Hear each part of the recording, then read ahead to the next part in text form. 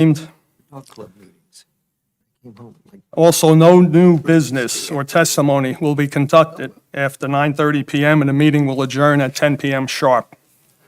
Adequate notice of this meeting was provided in the New Jersey Herald. It was also posted on the Sparta Township website and its bulletin board in accordance with all provisions of the Open Public Meetings Act. It's a practice of this board to salute the flag. Please rise and join us. I pledge allegiance to the flag, United States of America, to the republic for which it stands, one nation, under God, indivisible. indivisible, with liberty and justice for all. Also ask for a moment of silence in memory of the 9/11. oh, we did that yesterday.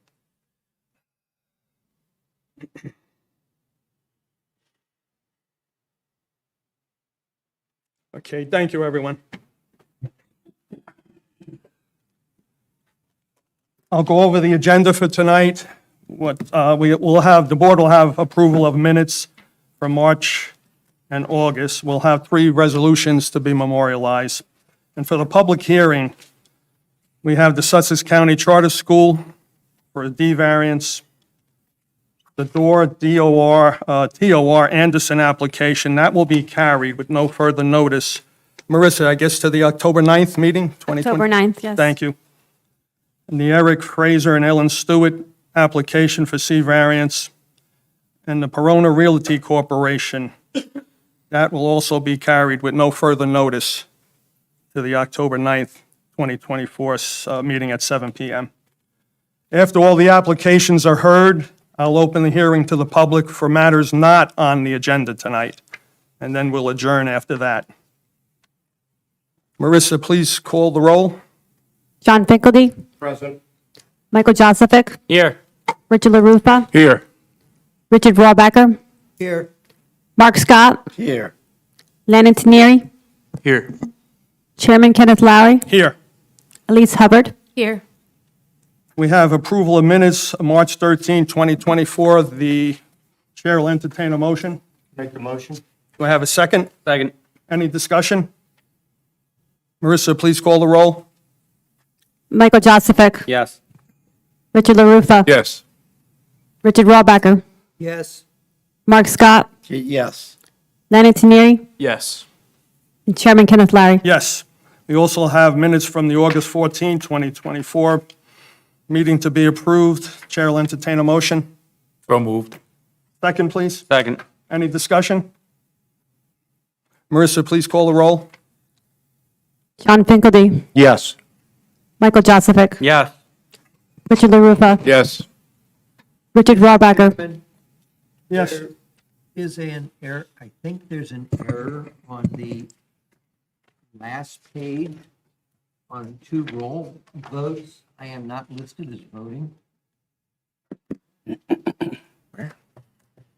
You On, you were here and you're not listed as voting? That's correct. on which part of it? Which? On the August 14th one, correct? This is for the August 14th one, for the approval of, approve the application for Michael DeRocher's lot 4002, Right. lot 62.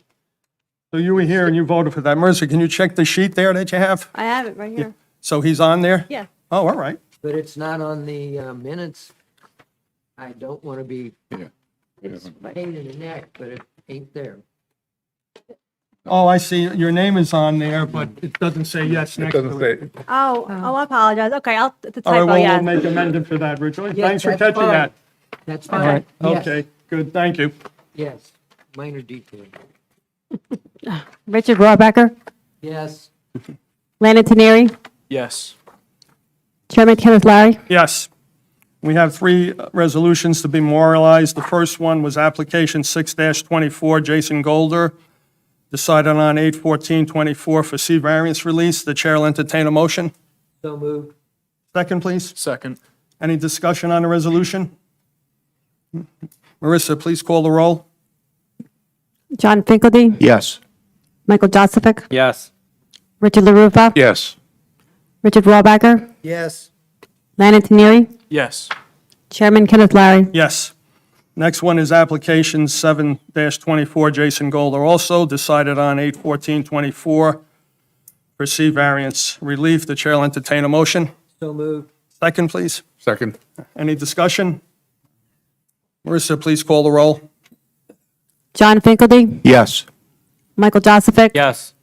Richard LaRufa, Yes. Richard Rohrbacher, Yes. Lanny Teneri, Yes. Chairman Kenneth Larry. Yes. The last one is application 1024, Michael DeRoche's, decided on 8/14/24 for C variance relief. The chair will entertain a motion. So moved. Second, please. Second. Any discussion? Marissa, please call the roll. John Finkelty, Yes. Michael Joseph, Yes. Richard LaRufa. I didn't participate. I'm sorry, yes, That's you're right. right. Sorry about that. Richard Rohrbacher, Yes. Lanny Teneri, Yes. Chairman Kenneth Larry. Yes. Okay. And on the public hearing, the first application is 12-24, Sussex County Charter School for D variance. Please come forward. Oh, no. No.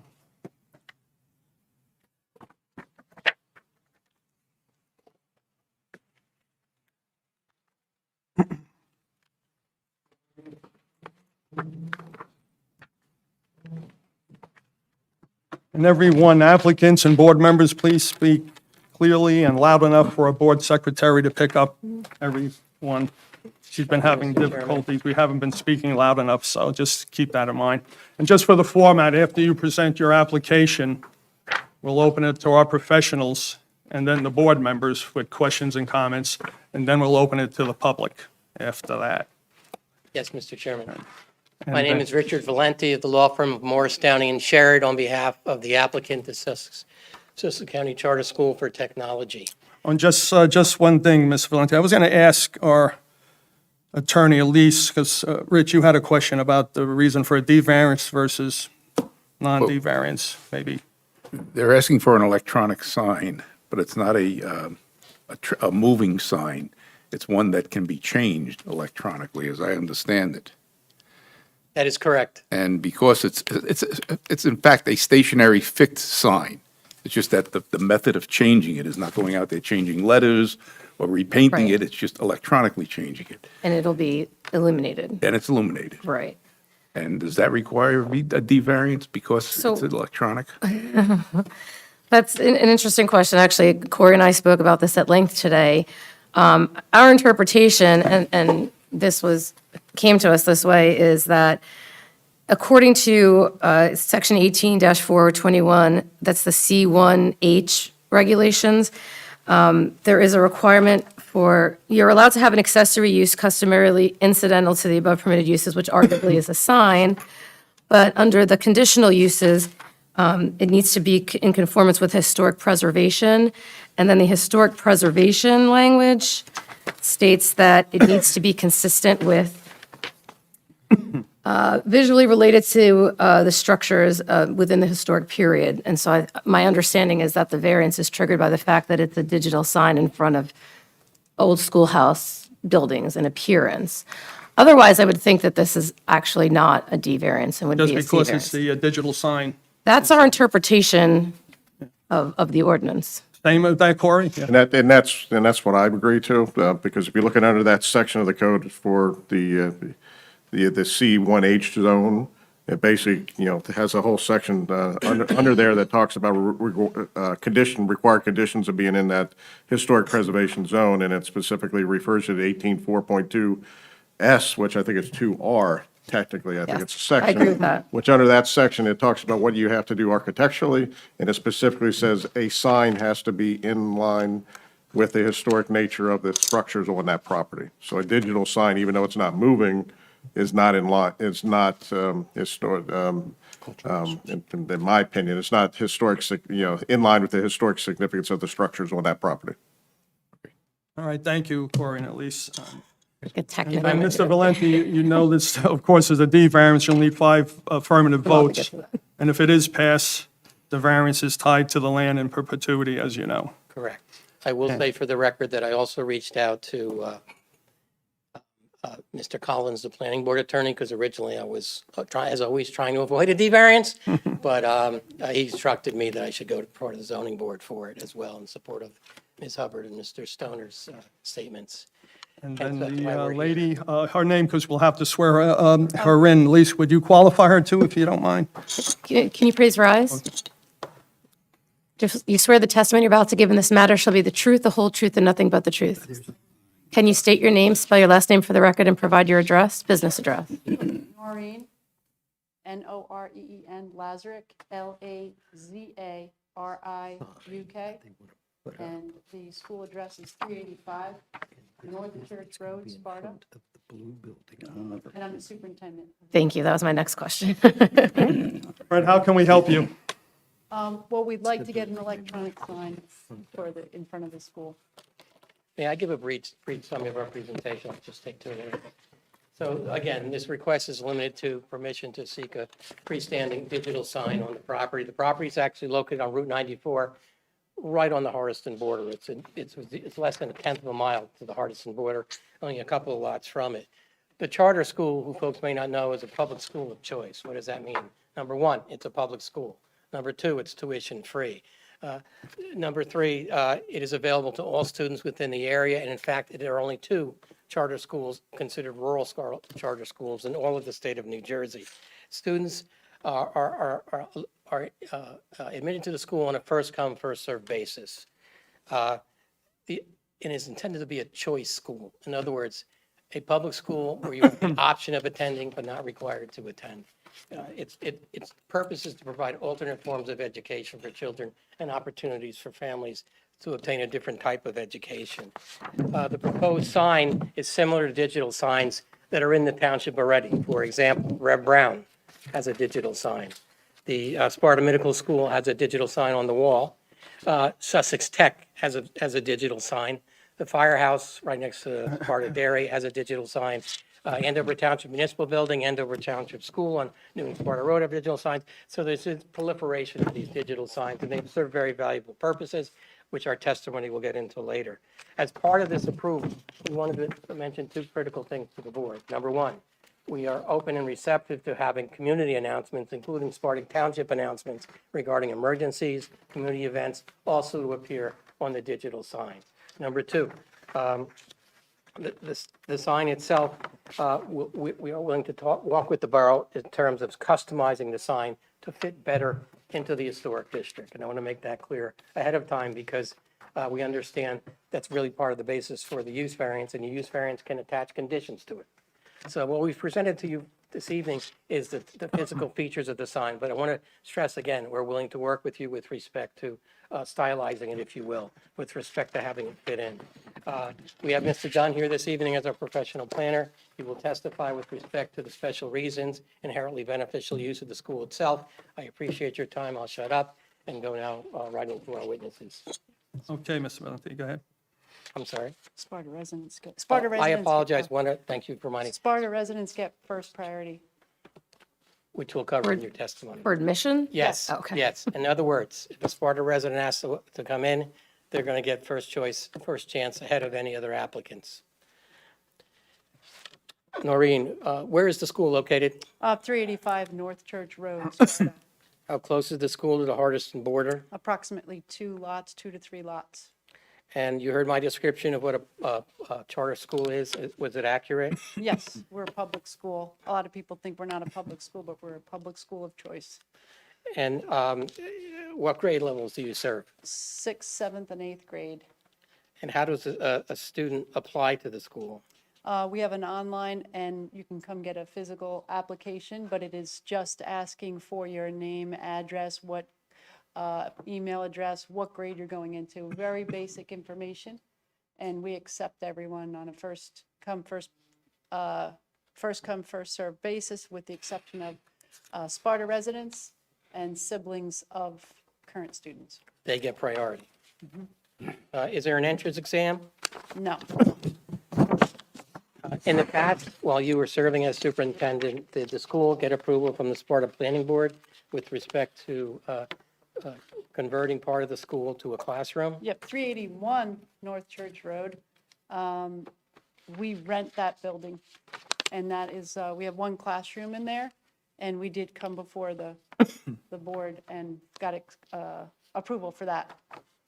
And there's currently a freestanding sign on the property identifying the school. If the LED sign or digital sign were approved, would you have that sign taken down? Yes. I'm going to show you 3 pictures of the school itself. I'm going to mark them with the board's permission, A1, A2, and A3, and ask you to confirm that these are in fact pictures of the school in its current condition. Okay.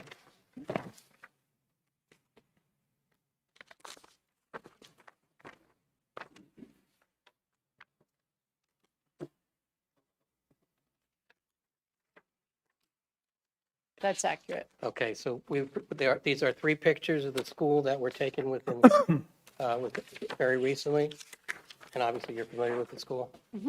I actually have multiple copies of these pictures. May I present them to the board? And again, I've marked these A1, Sure. A2, and A3. With Elise, sure. Absolutely. Okay, should I just start here? Yeah. Want the ones he marked? Yeah, would I be able to have the ones that you marked so I know which one's which? Do you have copies to keep for yourself? I gave 14 copies, so that once it circles around. Good, we'll yes, bring them I'm back to you? Yeah. Okay. Yeah, can you bring them up, please? Thank you. Rich, just grab one and pass it down. Oh, yeah. Oh, this is familiar. Nice. You're cool? Grab one, pass it down. You could have one. That's down. I could do that. Take one.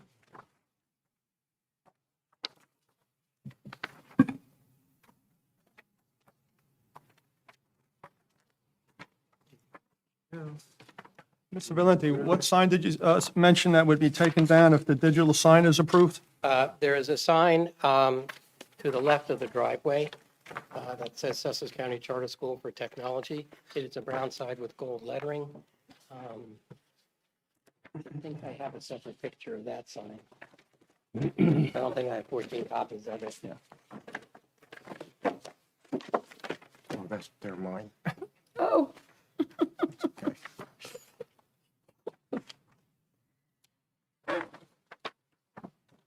Thank you.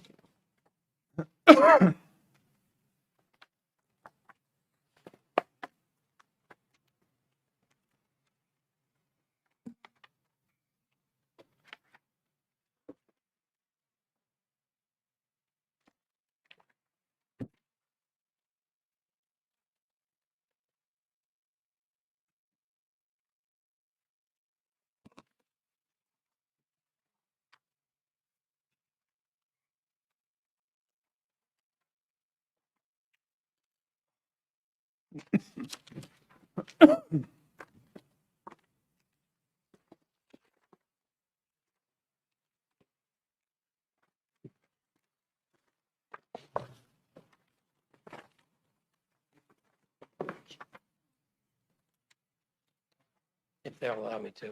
We actually have a photo on a phone. I apologize, I misplaced it. Just the location again, that's all I need. Oh, sure. As- Noreen, would you describe the location? Yeah, as you're exiting the parking lot, it's on the right. On the right, exiting the parking lot. As you're like there's, Yeah. yeah. Thank you. These are your copies if you'd like them back. Can you just explain which is which so I can, I mean, I know which is which, but A1 says Charter School for Technology. Is that view from North Church Road? That's when, so when you, You could take all of those. the one that has that on the side, that's like as you drive straight in. As you approach the school. That's okay, Ms. Valenti. That has no bearing in terms of evidence and so forth on a variance. Yeah, and then A2, A2 has like a, Thank looks you. like a, yeah, like a banner sign on it. And what is that? That's just on our gym, like when you're in the parking lot, it's just another direction that it. And what's the last one, A3? It's a slightly different, looks like a different building. So that's the building that we rent. So that's the other address. 331? 381. And that A3, which is the lighter blue building, is the building, the front of that building is where we propose to put the sign.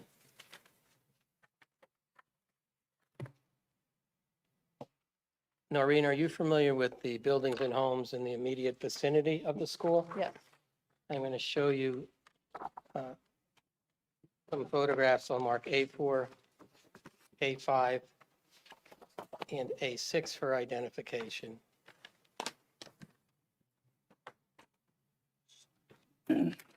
A4 is a picture of a brown brick home. Where is that home located in relationship to the school? That's kind of, as you're leaving, as you're coming out of the parking lot, that's on the right. That's to the right of the sign that we would take down. And so it is, this property is, the brown brick home is immediately adjacent to the school? Correct. Okay. Did you have that? You I'm going to pass these out now. So this is A5. It's in there. Okay. A4. They got lots of. And although this home is in a historic district, 94. you can see, well, it doesn't appear to be a historic home, does it?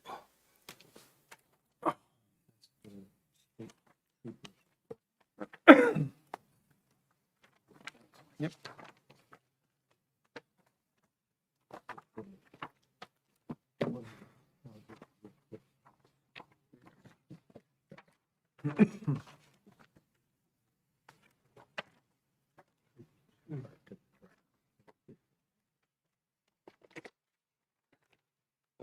A5 for identification. And where is that home That's on- located? To the school? The next one is on the other side of the parking lot as you exit. And that A5 depicts on that property? Yeah, is that it's correct? actually right next to the one that we rent. So, on the other side, yes. Here, Rich again. So,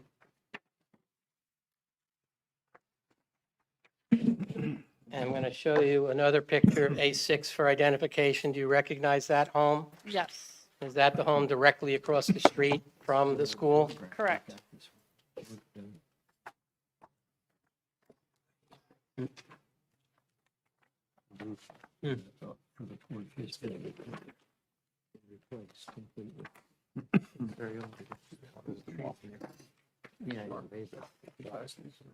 You get a copy of that. Thank you. I grabbed. What are these pictures? Homes in the neighborhood? Did you get a copy? I'm going to show you a picture that I With marked A7 for identification. 7. I know. Here, did you need this one? You sure? Are you familiar with this property? Yes, And is this the property that's behind the Downing Furniture Building? correct, And that property is being used as a warehouse, is that correct? correct.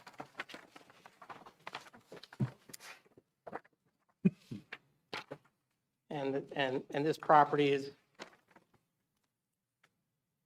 within 3 or 4 lots of the school? There's actually only one lot between that property and ours, and that's also the owner of Downing's. So there's like a little lot between us, a little strip between the two. Okay.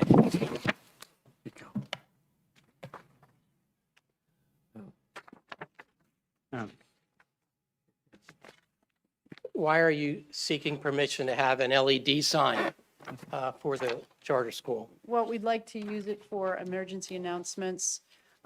We'd also like to advertise community events and to help people learn about our school. We did surveys, and the number one way that people hear, it's word of mouth, and number 2 was driving by and seeing our sign. And would you be willing to have the sign used to announce Sparta Township events Yes, with respect to any emergencies? yes, And as far as the physical location of the school, because it's so close to Hardiston as one enters Sparta, do you feel that would be a good location to make an emergency announcements on behalf of the school and Sparta Township? yes.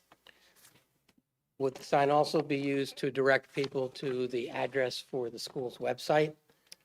Yes, And as far as announcements of weather closures yes, or lockdowns or emergency events at the school or the community? yes,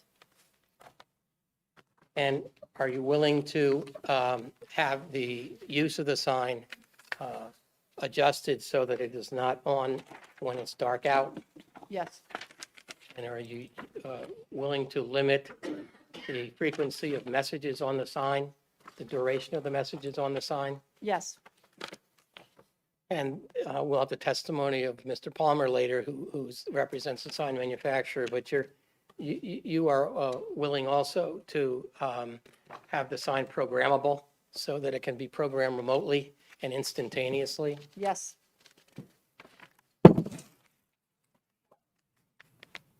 That is the testimony I have so far for Noreen. Perhaps the board has some questions. We'll have the questions and comments after our professionals make their comments and reports and then to the board, but you can continue with your other witnesses. This time I'll call Mr. Palmer. Mr. Palmer, come forward, please.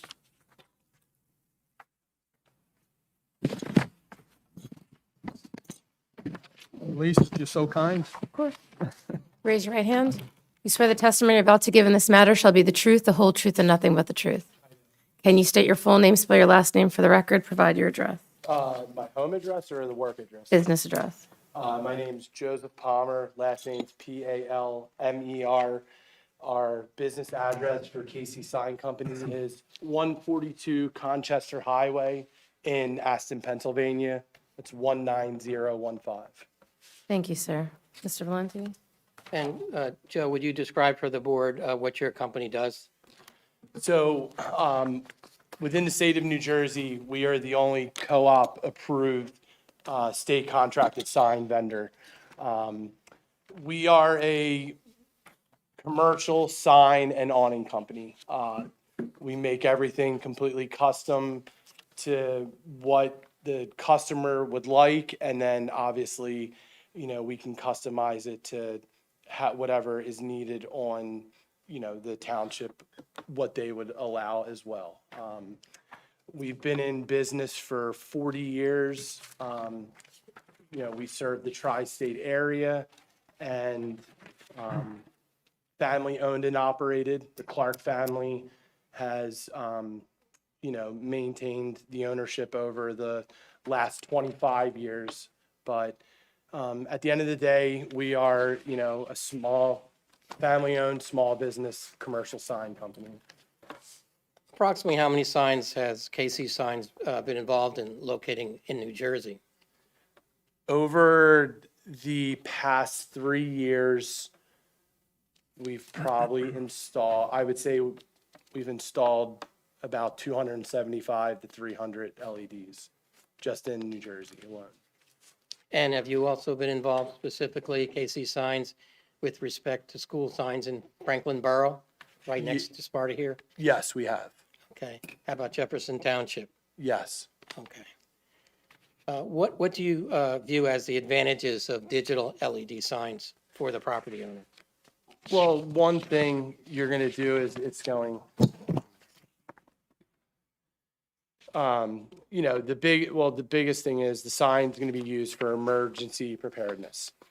They can quickly update for sensitive information in the event of an emergency, such as a fire or lockdown or other emergencies. It may also be used to share important school announcements, event schedules, and safety information.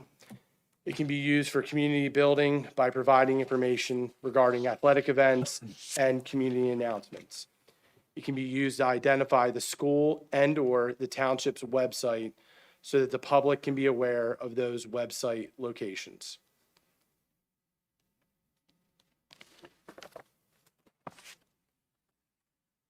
With respect to the size of the LED sign, why is this sign proposed as contained in the application before the board? And let me interrupt. In your board packet, you actually should have a drawing of the sign as well as a depiction of the lot on which the sign would be located. But I'm sorry, can you describe for the board why the sign has been designed with these dimensions?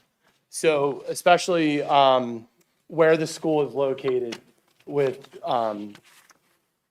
the speed limit there, having a sign of this size is more advantageous than saying cutting it in half. One thing is it's really a safety issue because it allows a larger surface area. It's going to allow the letters that they have that are making the announcements, that are showing the website, stuff like that. It's going to make it more legible, more clear, as if you were to cut the surface area in half, the letters are going to be smaller. People are going to be able to read it, you'd almost have to come to a stop or be driving well under the speed limit. What is the speed limit? On 40. It doesn't slow down for a school zone? It doesn't drop to like 25 because it's the school zone? Okay. Go ahead, sorry. Here to answer that verbally? I don't know if she nodded her head. But she's not, if she would, could just, yes. Okay. So it remains at 40 even though it's a school zone? Okay, Yeah, 94 is a state highway. thank you. Sorry to interrupt, go ahead. And just the overall programmability of the sign, it allows the user more features as far as, if you're putting out emergency management messages, if you're putting school announcements up, you're going to want it to be as legible as possible for the people that are driving by. And that's why we propose the size of the sign that it is. I know that I have noticed. So you mentioned the programmability of the sign. What does that mean? So these run on, it's a cloud-based software, it's a 5G cell modem. So you don't have to have it hardwired. There's not a Wi-Fi connection. So a lot of times you'll see with older signs, when it's done by Wi-Fi, if any issues happen within the school with their internet, the sign's going off. Now that it's on the cell modem, it's not, the whole network could crash. The sign's going to stay on. But as far as the programmability, because it has these cell modem, the cloud-based software features, it allows you to control the sign from anywhere you are in the world. I mean, you could be sitting in a cafe in Australia, pull out your smartphone, your tablet, your laptop, and log right into the board. The days of having a designated desktop within the building where that sign is at is not needed. So if somebody wanted to change the sign, they don't have to physically go to the school to do it. They can do it remotely from anywhere they are. Can the brightness of the sign be regulated? Yes. So within the programmability of what slides are going to show, you can also control the brightness of it. So 7,500 nits is 7,500 nits is 100%. We'll call it that. So what you can do is you can infinitely program out the schedule as for whether it's the brightness schedule, what slides are showing, everything can be programmed out infinitely. So hypothetically, during the daylight hours, you could have it at that max brightness. But let's say 7 a.m., 7 p.m., it's 100%. 7 p.m. to 10 o'clock, it's down at 50%. From 10 to 7, you could have it completely shut off. And that's all done within the programming. With respect to the height of the sign, it's been proposed to have a height of 9.33 feet, where the ordinance requires limited to 8 feet. Is there a reason why that 9.33 feet is proposed? Yes, just as far as with the sign setback, especially driving along the road, having it at the higher distance will allow you to view it within your line of sight. far as the physical location of the sign will be 17 feet from the Route 94 right-of-way, and the ordinance requires 20 feet. What limitations were on site that required it to be located at 17 feet? There was, along with, so with respect to the physical location of the sign, I'm sorry, there was different utility lines that would be struck if, because where the sign is, if you go back 20 feet, you're basically right next to the building. There's lines under there where if we were to dig down, we're going to strike the lines that are in the site there. And there's also a roof drain collection system within, closer to the building? Yes. And would the school be able to, I'll use the phrase, stylize the sign, for example, the top of the sign, in order to make it more historical in some aspects? Yes. So right now on the renderings that you see, this is called an ID header cabinet. So that is a acrylic sign face. It's a static sign that's illuminated with LED lighting. What you could do, and it's very, it's just a big old rectangle up there. And it would light up, obviously. But as far as the historical goes, we could go to a different style on top. And if need be, I could provide finished job pictures of numerous locations that we've done. What we would recommend is what's called a HDU carved sign. It's very much, it really falls in line with a historical looking sign. So that sign up there, that's a carved sign right there. But as far as the shape goes, the overall dimensions of it, it can be tailored and customed to whatever whatever the board would say, this is, in order to move forward, this is what we'd like to see. As I said from the start, everything we do is 100% custom. We can tailor it to any way need be. You could provide that to our board engineer and our Yes. township, right? All right. Um, We'll make that a condition too in Yes. the Understand. approval process. Joe was also here to testify to some of the points that Mr. Stoner makes in his report. Should I do that now or wait for Mr. Stoner's report?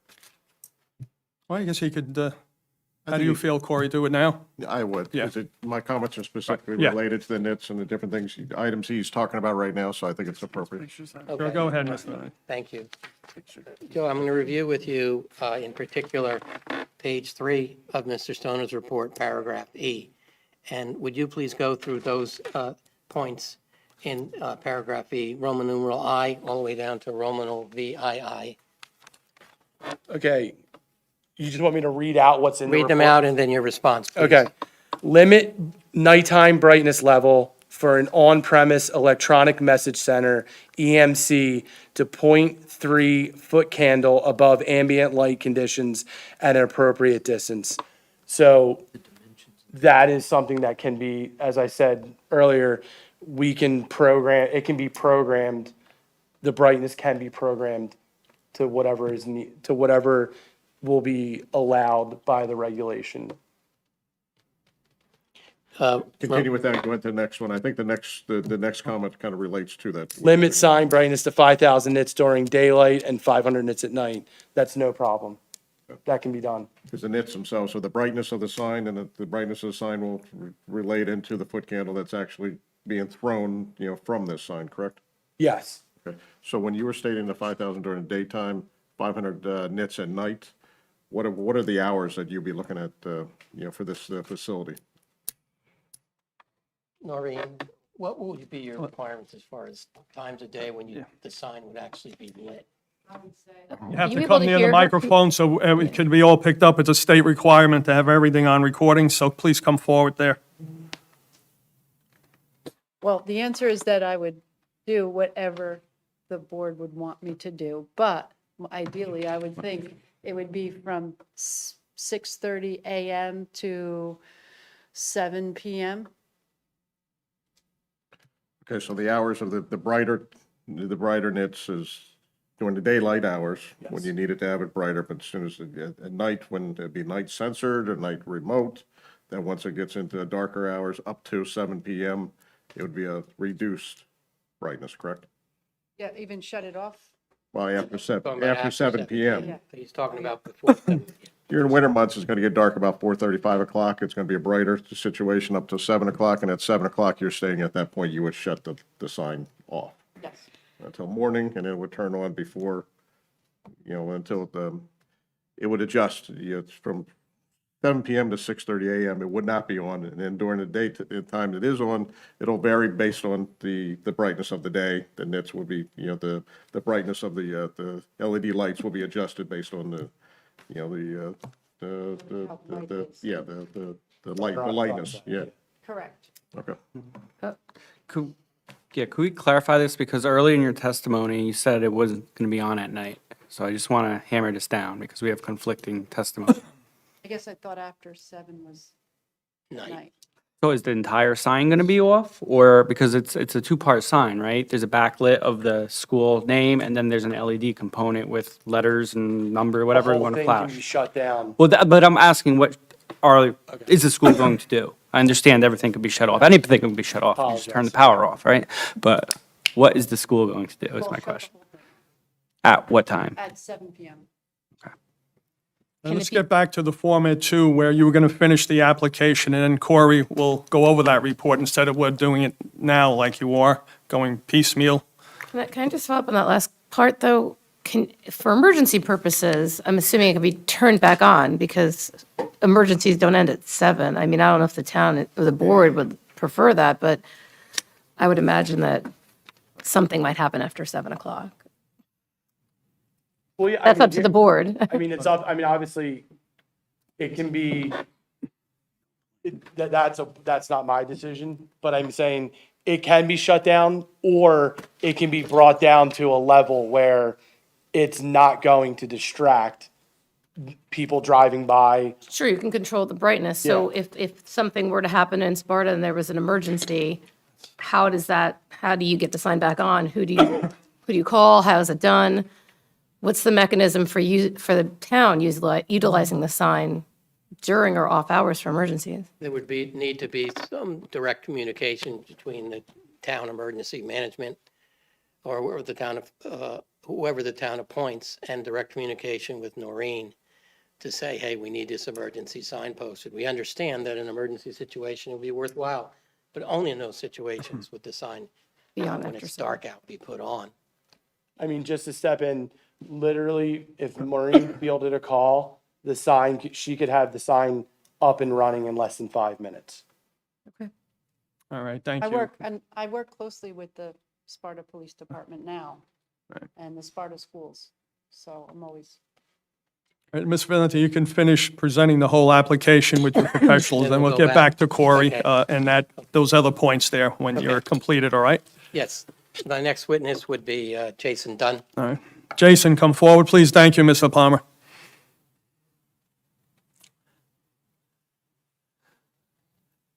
And at least, if you're so kind, to qualify Jason, who we know. Can you raise your right hand? Swear the testimony you're about to give in this matter shall be the truth, the whole truth, and nothing but the truth.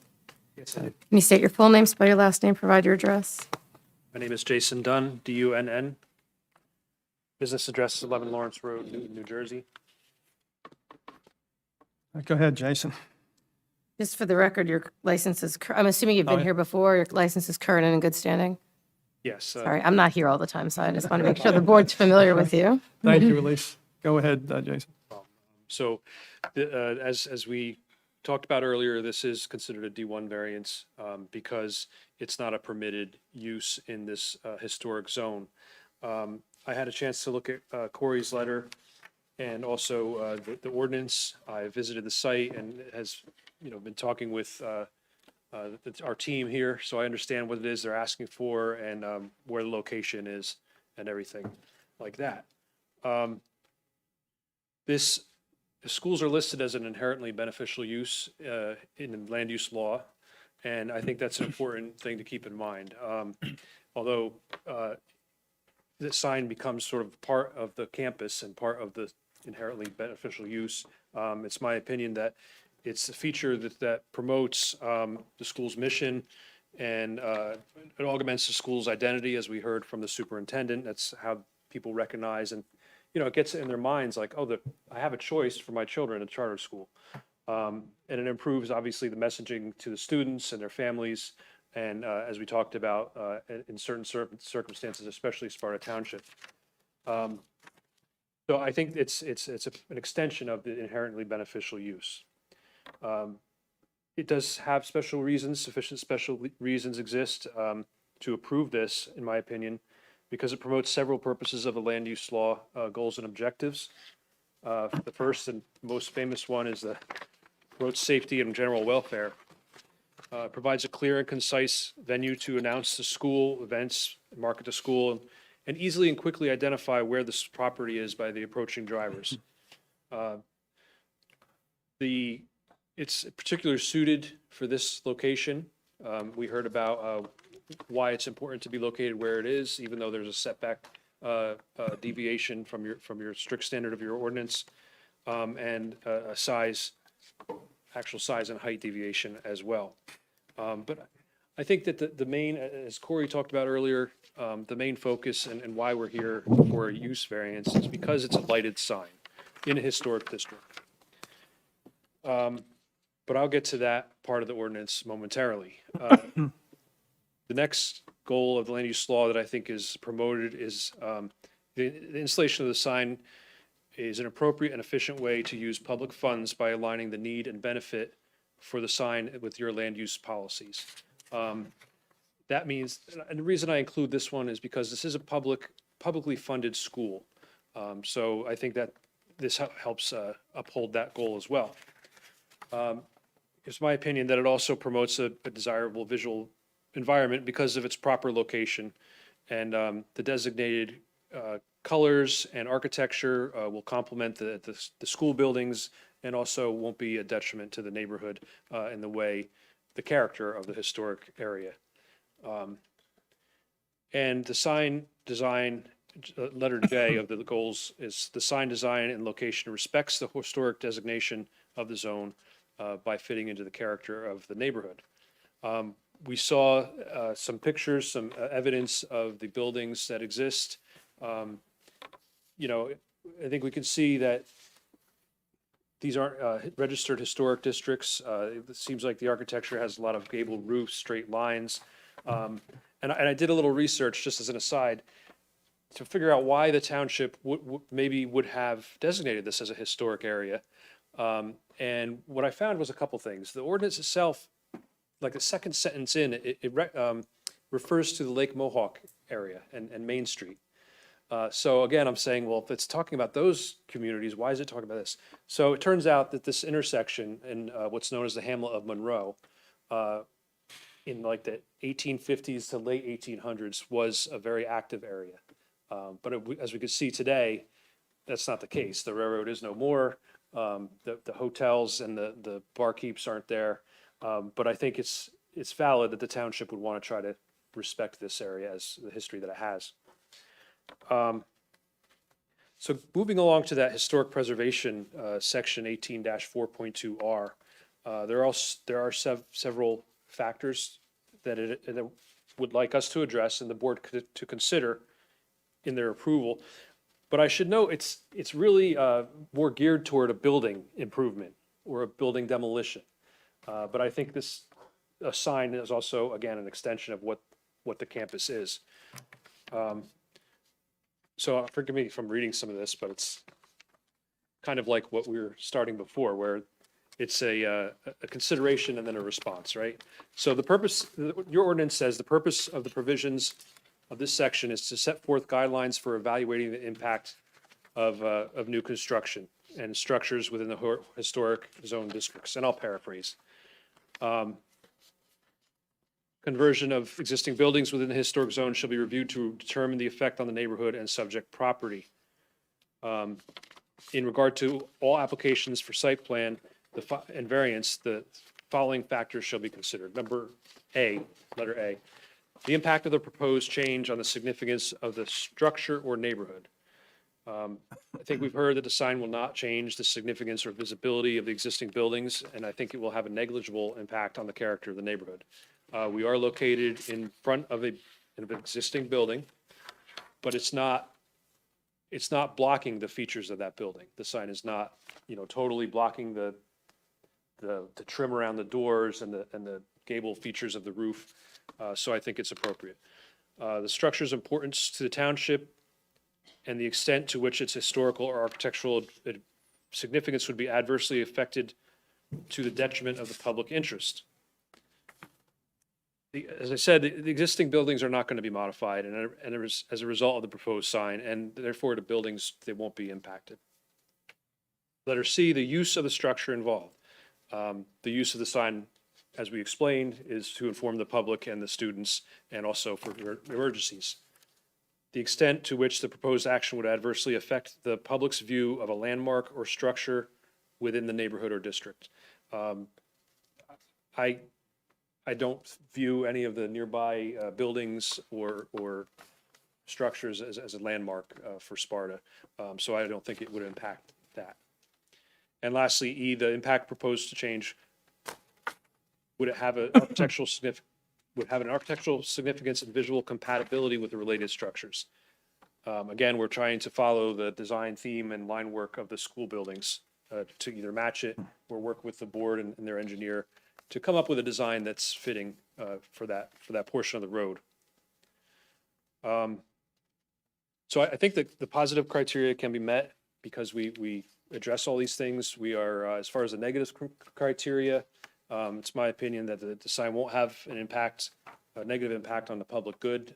Across the street, you don't have a home in the near vicinity of the street that the sign would be blaring. We've heard that it's going to be shut off at night except for emergencies. So I think that it will have very little impact. And also, the sign won't substantially impair the intent of the zoning ordinance. Your general sign ordinance says signs shall be compatible with the surroundings, expressive of the identity of the individual property, and orderly, readable, and appropriate, and also non-distracting to notice, all of which we heard the sign is a safe venue to put messages out there. Yeah. So I don't think it would be a detriment to your zone plan either. I think it's also important for the board to note that this will only be for events and announcements having to do with the school on the premises, except again, as when Sparta Township needs it. It won't be used for advertising businesses or other off-premises things. In other words, it's not a billboard. That's my testimony for the D1 variance. I don't know. if I you had have one any other questions. question for you. Jason, you were present when Noreen introduced to the board the pictures of the school itself, the pictures of the house next door to the school, which is the brick house that's before the board, the pictures of the house next to that house, which has a garage on it, and then the picture of the warehouse that is located. All those properties are in the historic district, is that correct? Yes. And are those properties historical in nature? I mean, it's my opinion that they are not. For instance, the warehouse is made of sheet metal.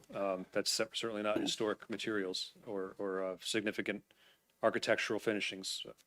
And the brick house right next door, which is this picture right here, that's A4 that's been presented to the board. Yeah, that appears to me like a raised ranch, probably from the late 70s, early 80s design. So I would not consider that historic.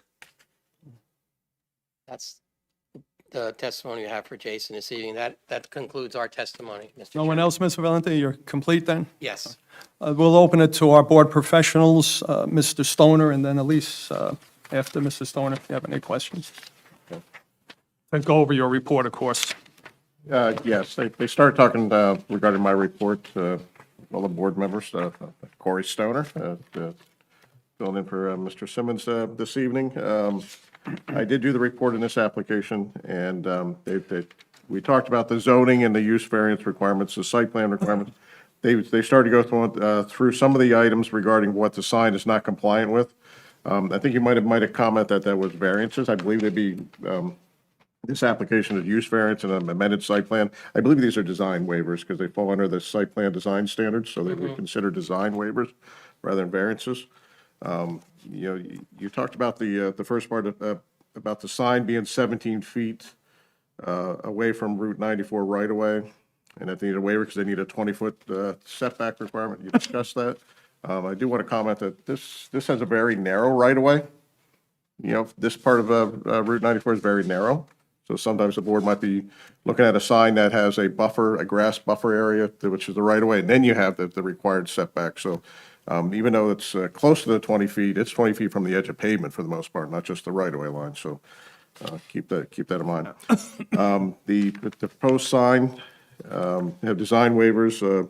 The sign be lighted by means of would require a waiver if it's by means of flashing or intermittent illumination. Will the sign do that? We can have Joe Palmer answer those questions. Okay, I'll hold up. I'll list that with the questions I have for him then. The sign cannot exceed 30 square feet. The proposed sign is 48 square feet. Turn-lit signs are discouraged. Jason talked about the fact that it was inside the historic district. You talked, you discussed the alterations of buildings and what what you try to make sure occurs when it's an adjustment or a modification to a historic structure. But I don't know if you talked about a little bit on your planning testimony regarding the sign and whether or not that that is the meat of this thing, because it does not match the historic nature of the buildings themselves. Yeah, that's because it's kind of a hard thing to define. And because when we say historic structure, what you have in your mind might be different than what I have. What I have is like, colonial style with porch columns and different design details around the window finishings, and I don't see that in this neighborhood.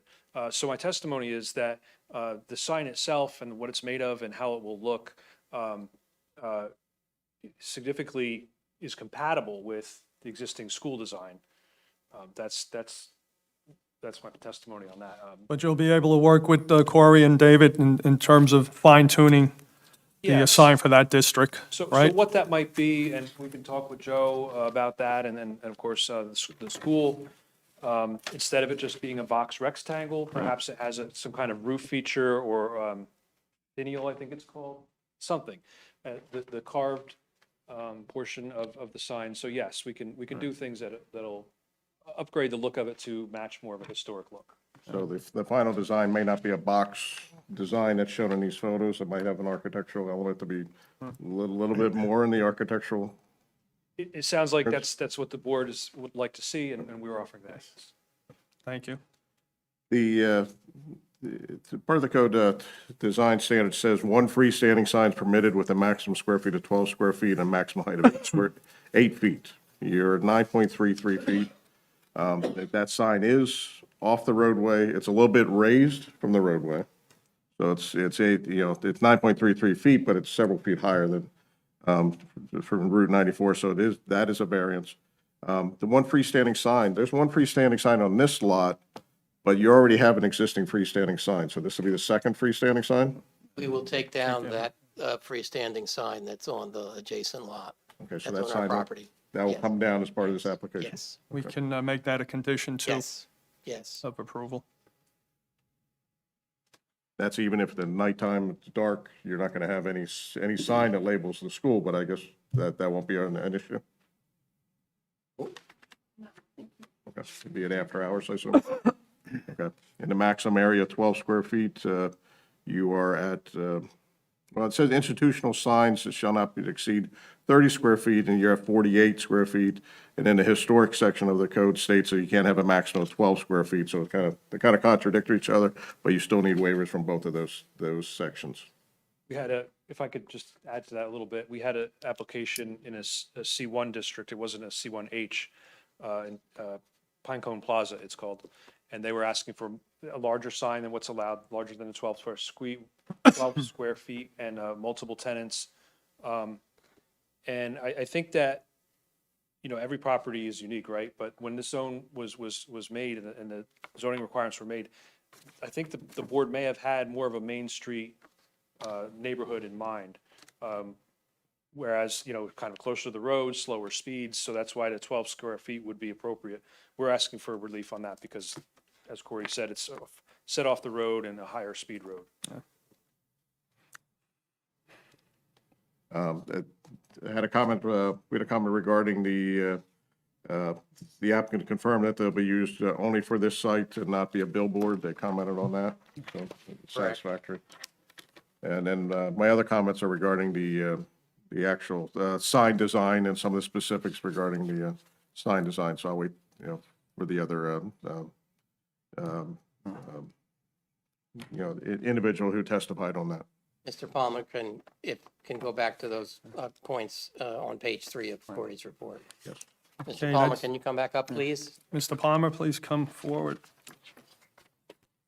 I believe you've discussed already letter I, letter double I, and with the board and Mr. Stone.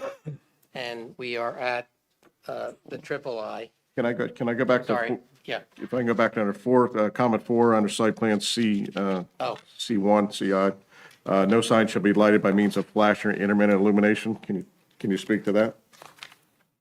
Yes, it doesn't have to flash. I know a lot of times when you think of an LED digital marquee, you think of this bright flashing sign that's like a ticker tape scrolling.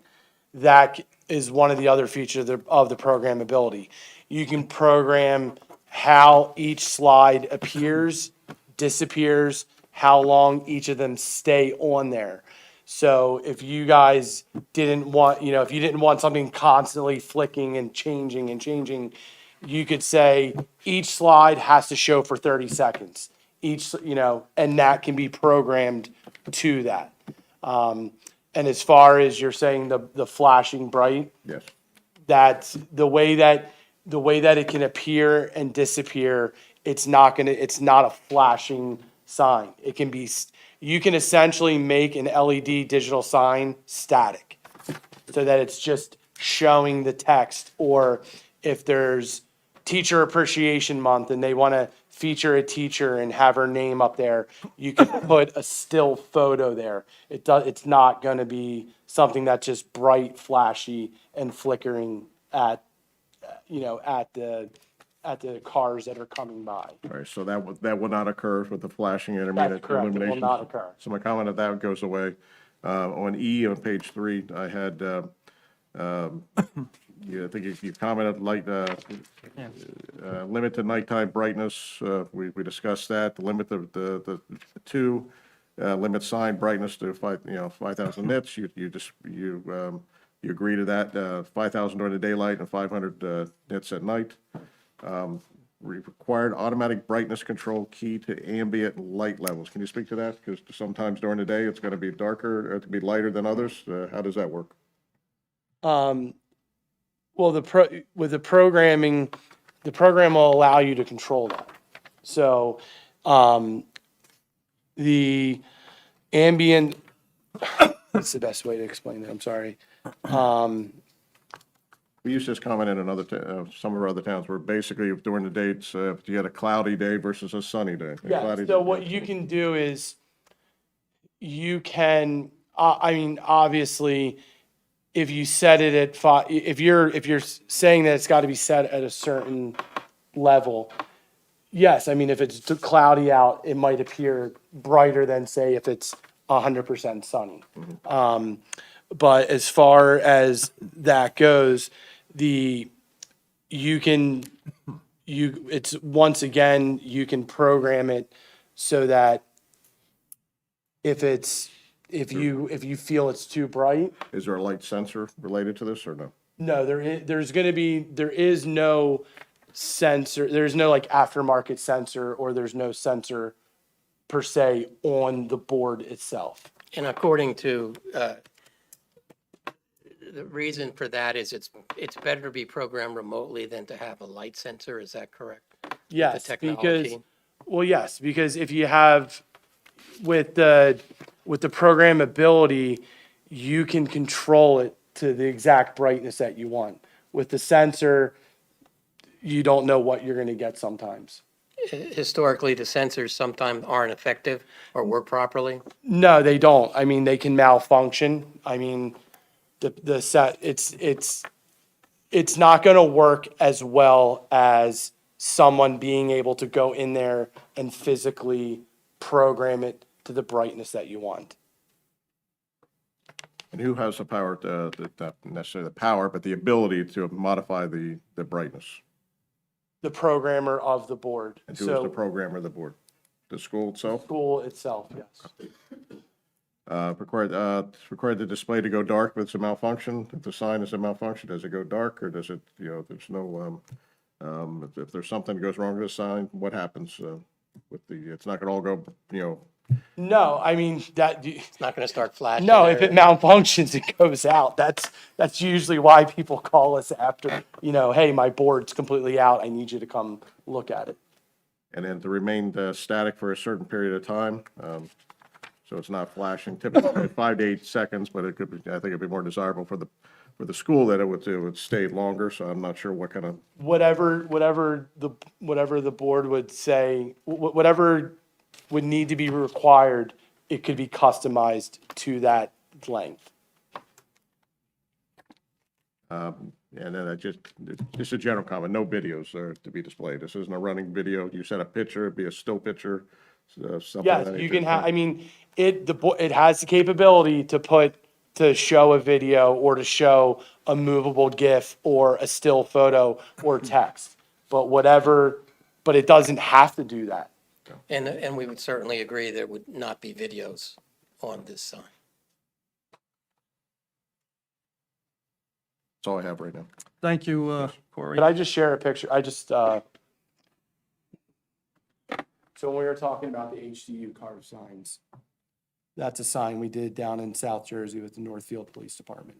So we can customize the top, the shape, make it any way you guys would want. This is something the board may want to see. Okay, so what we'll do is, can you email it to Marissa? I can email this to. And then you can show the board, because obviously we're not going to all be able to Okay. see it now, but in order to mark it into evidence as I Chairman, believe it's we're at. okay. I think it's valuable This that is the board see Northfield that. Police Department down in South Jersey, Atlantic I County. think that probably more in line. There's evidence from cell phones like that? Because I remember over the years, we never would look at anything like that. Oh, that's up to you. I mean, I have other boards that accept it as long as it's emailed to the board secretary to be held in the record, and then we can mark I'm it. just trying to show you the I'm just going by capability. the legal process, I'm brother, sorry. but you said it's okay, Elise? I mean, I've accepted it before. It's up to the board if you don't feel comfortable accepting it off a cell phone that's emailed. Okay. To give you a sense of Yeah. what can be done. I'm not saying that.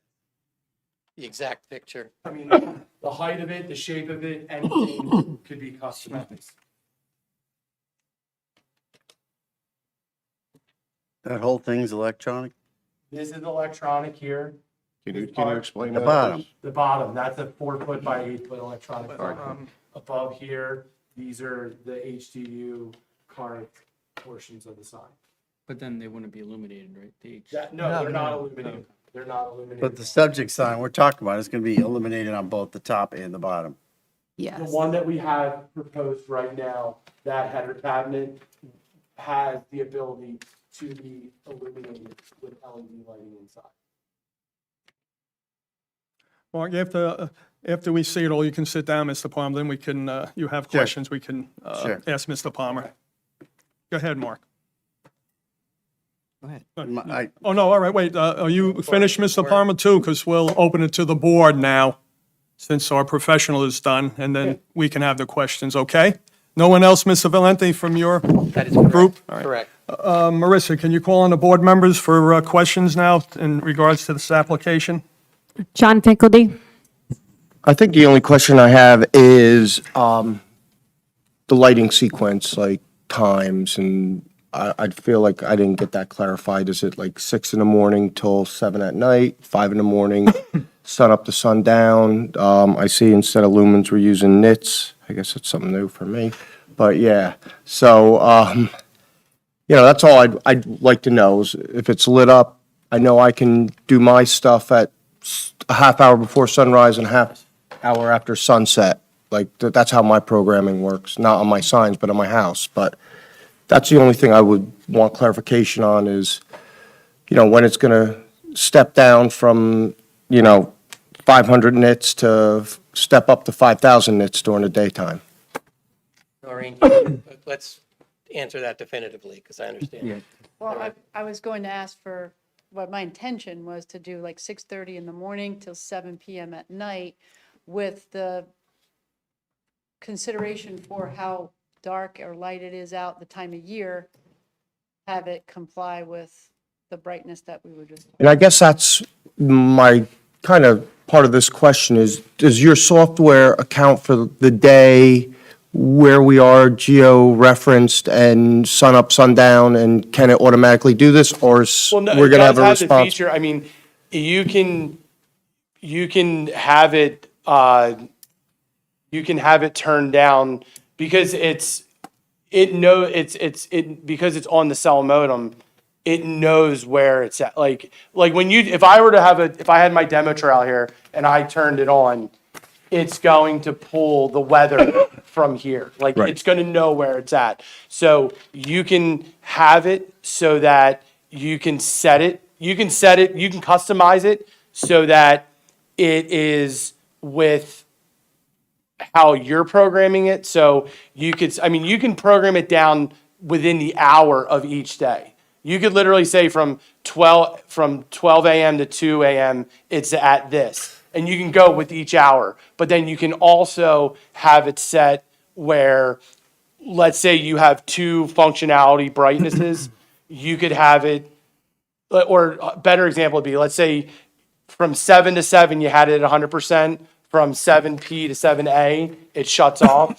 Or you could have it set like that with when sunrise and sunset. Right, and that's where I wanted to get that clarification, because will it be bright first thing in the morning, because we already talked about how the sun comes up and sets differently from winter to summer, so, I just want to make sure it's in sync with sun up, sundown, and timelines and all that, because it doesn't have a photo cell that I understand. So I honestly, I mean, you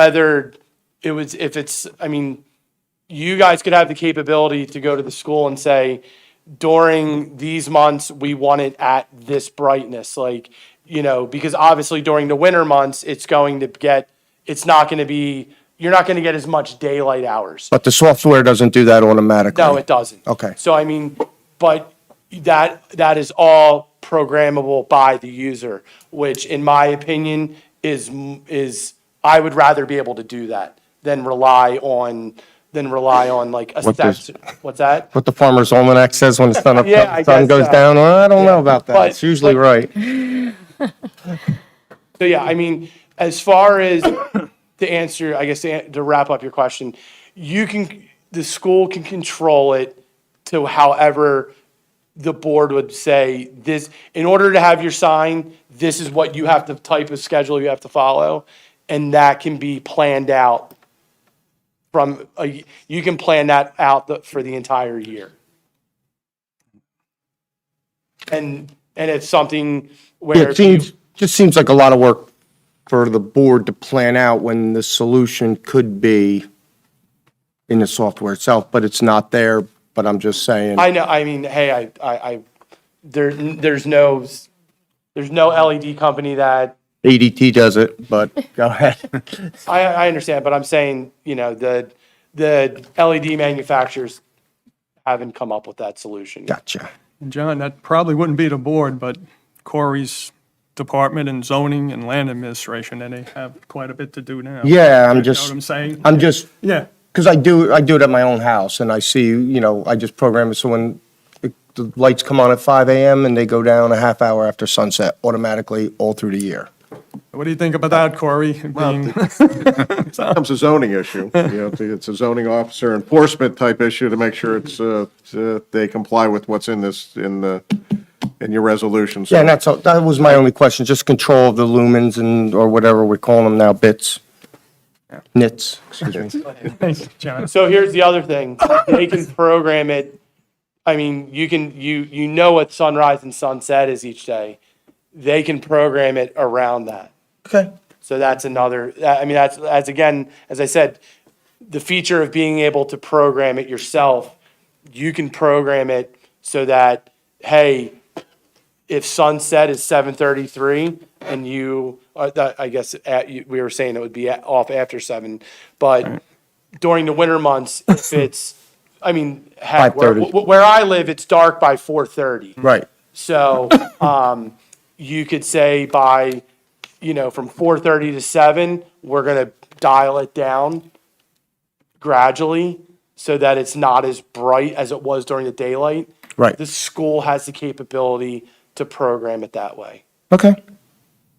And I just read that in Part E, Section II, limit sign brightness 5,000 nits during daylight and 500 nits at night. And if it's going off at 7 and it's 4:30 and it's dark, then it's got to I mean, be at that's what I'm 500. saying, like during the daylight hours, it could be 5,000, and then if sunrise is or sunset's 4:30, from 4:30 to 7, it can be programmed Okay. to be at 500. And before we go to the rest of the board members, while we're speaking about the program, you said the school, quote unquote, will program it. Noreen, who at the school will program it? Will it be one individual, multiple individuals that might not be aware of what we're discussing tonight in regards to the board engineer's report, and if it's approved, the resolution? How many people will be involved in programming this sign? I would delegate this to my principal because he's really good with technology, and I would also be capable of doing it, and I have an IT guy too. So I would say my principal, and the backup would be our IT guy. All right, thank you. Marissa, you can continue with the rest of the board members, please. You're Michael- finished, John? Yep, I'm finished. Thank you. Michael Josephic. Yeah, a few questions. Going back to the time that the sign operates, you said it was 6:30 to 7. Does the school have any evening activities? Because I just don't want you to box yourself into something that might be too early to accommodate evening activities. Rarely. Rarely. So 7 is, okay, that's fine with me. And then the other item, I guess, maybe if we can make it a condition, I know they said they would allow the town to use it for emergency situations, so I guess a condition that they kind of give the contact information and set something up, something formally with the emergency management department. And not just emergencies, but anything. Thank you. Thank you. That's all I have. Thank you, Mike. Richard LaRufa. No questions. Richard Robacher. I'm deferring to Mr. Scott for my questions.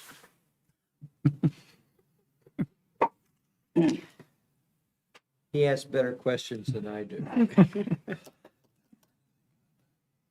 Mark Scott. So we've clarified why this is a historical area.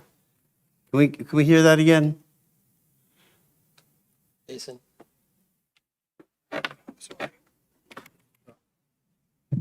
What I was saying is that your ordinance calls it a historic area, Right. but I don't know why myself, what makes it a historic area in the physical presence of what's there today.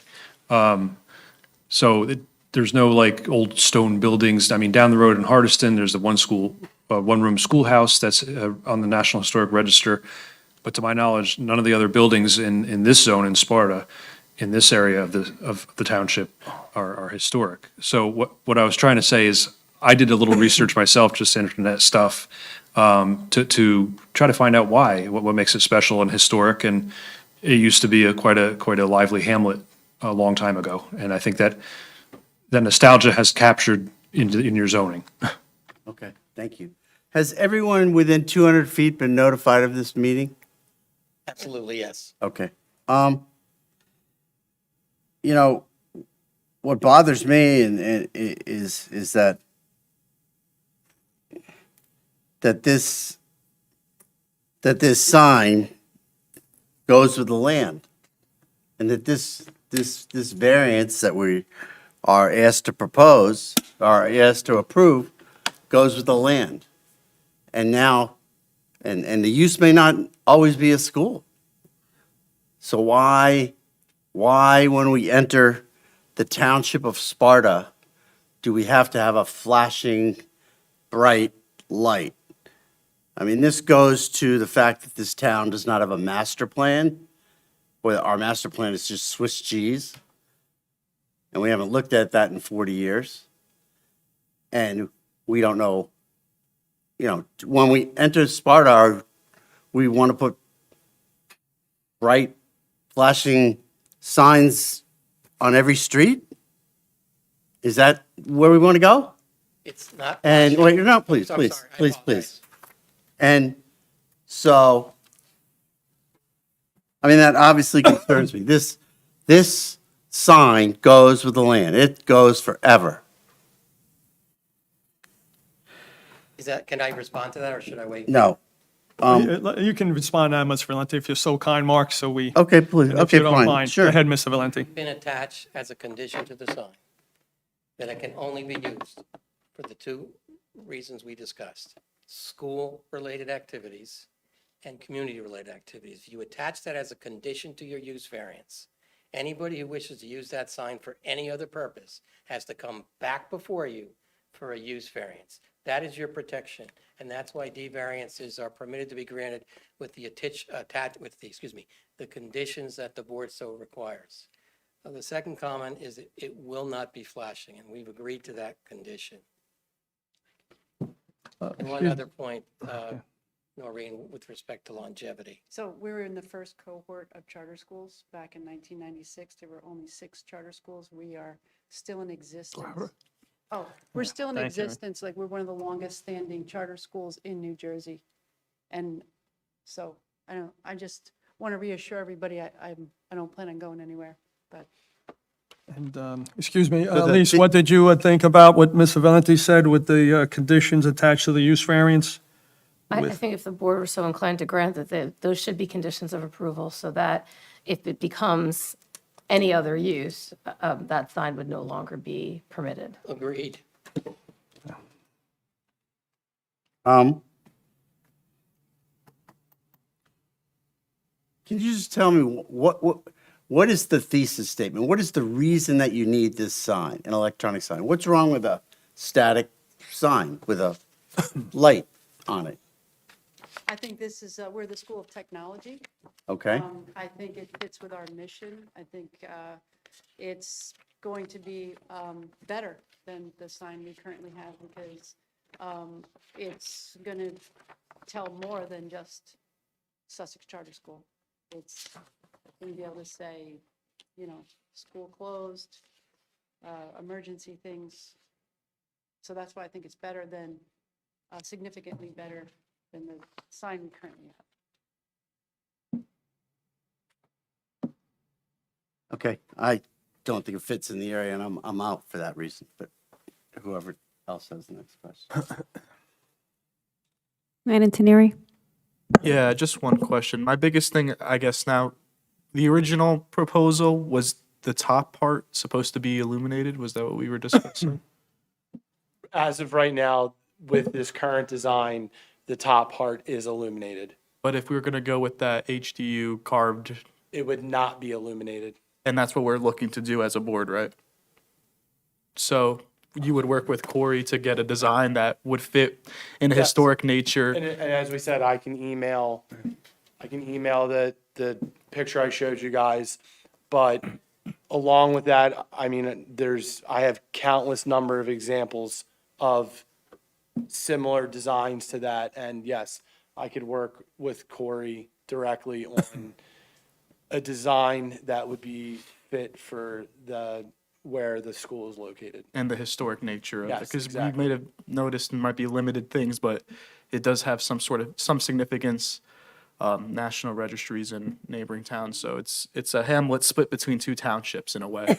And it might have been forgotten now, but you guys do have an opportunity to be a forefront for that now. in a way too. So take advantage of that opportunity and build a sign that does truly reflect what your school's missions and goals are in the historic nature that we are. So that's all the questions and comments I have. Thank you, Landon. Any other questions from the board?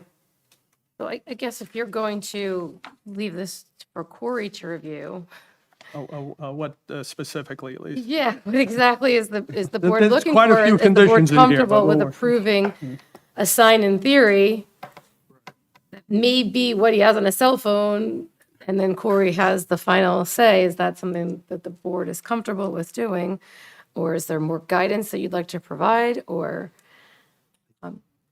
What do you think, Corey, about, I think it's the first time ever going by an image on a cell phone, so like, That's it's a Yeah, lot but- for, that's a lot to ask for, but That aside, I think if the board wants, to get to that point that they are leaving it up, to myself, to work with the applicant on that, I want a little guidance. sure. Corey's opinion of what the sign, looks pretty might not be the same as everybody else's, so I would like some guidance what the board is looking for, from the sign. Is it going to be internally lit? Is it going to be not lit at all? I think some guidance is needed. And what type of guidance, too, besides the board, that you can help make us all feel comfortable, and Mr. Stoner, besides that cell phone image?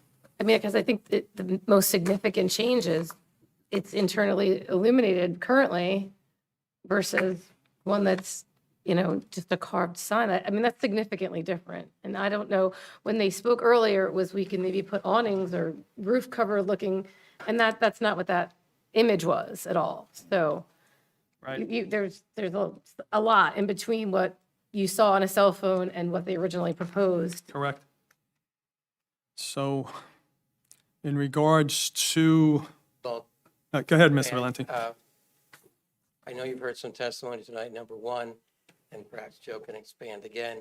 The top board of the sign, describe what you would do with it, first of all. So what we would do with it is we would eliminate the illuminated rectangle cabinet.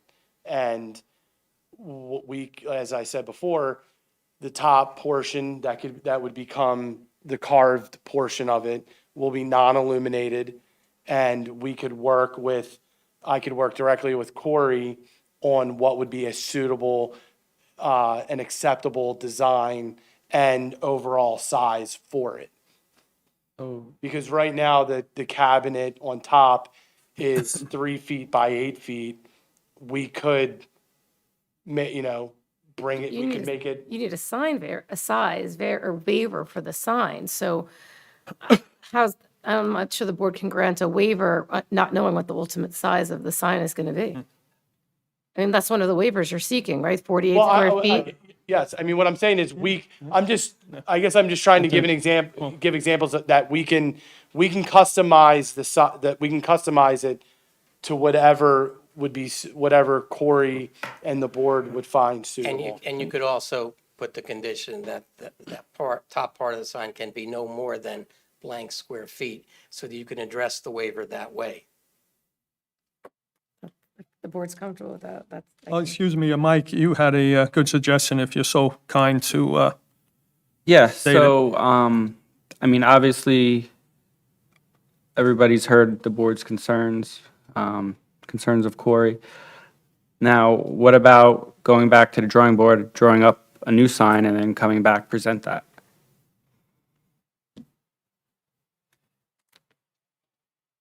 I mean, obviously, we don't need to give all the testimonies again. I know the presentation of the testimony for the new design, but. We're willing to do that, and perhaps even before that, share it with Corey ahead of time. I kind of agree to that. I'm a little bit uncomfortable not having very much guidance on but I think that the board should, sure. maybe some comments, so they're okay with, the sign, designed in general, maybe give them, some recommendations of what you're looking for, but I'd be more comfortable with the board had to say, and then, if it's minor changes, things of that nature, I have no objection, but if it's, right now. If it doesn't look like this, I don't know what it's going to look like myself. So. We'll do that. So you would. Chairman. So besides, you mentioned something, Ms. Valenti, about providing some of the information to Corey before you come back here, but Right. you'll still have to come back here. Right. So we'll have to carry the application, correct, Elise? Correct. All right. I think it should be submitted 10 days prior, so everyone can review it before. I mean, obviously Corey should have it as well, but I think the design is more for the board to look at. And Marissa, would that be available, the time limit on October 9th to carry with no further notice? Yes. It's fine. October 9th. Does that sound good, Mr. Valenti? Yeah. Joe? Good? I'm sorry? Yes. Can we open it to the public at least for the? Oh, yeah, definitely, yeah. Now, I mean. Yeah, oh, yeah, yeah. The hearing's now open to the public. For any comments or questions, please come forward.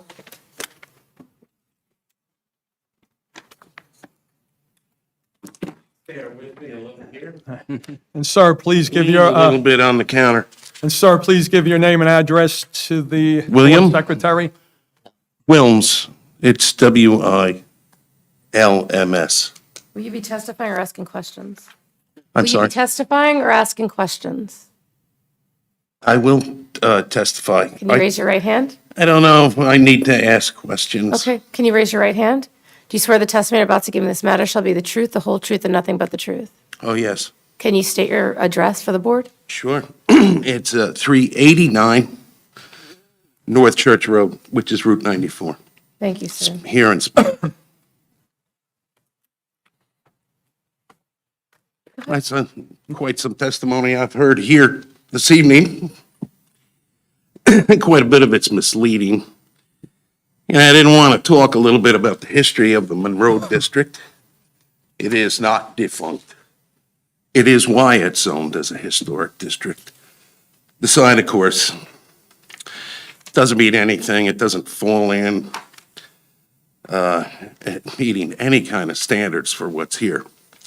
I think perhaps the pictures you've been given are a couple of the newer homes that are in there. The majority of the homes in this district are at least 100. Mine is actually more than 100. The Downing property's over 100. There's 3 old buildings there.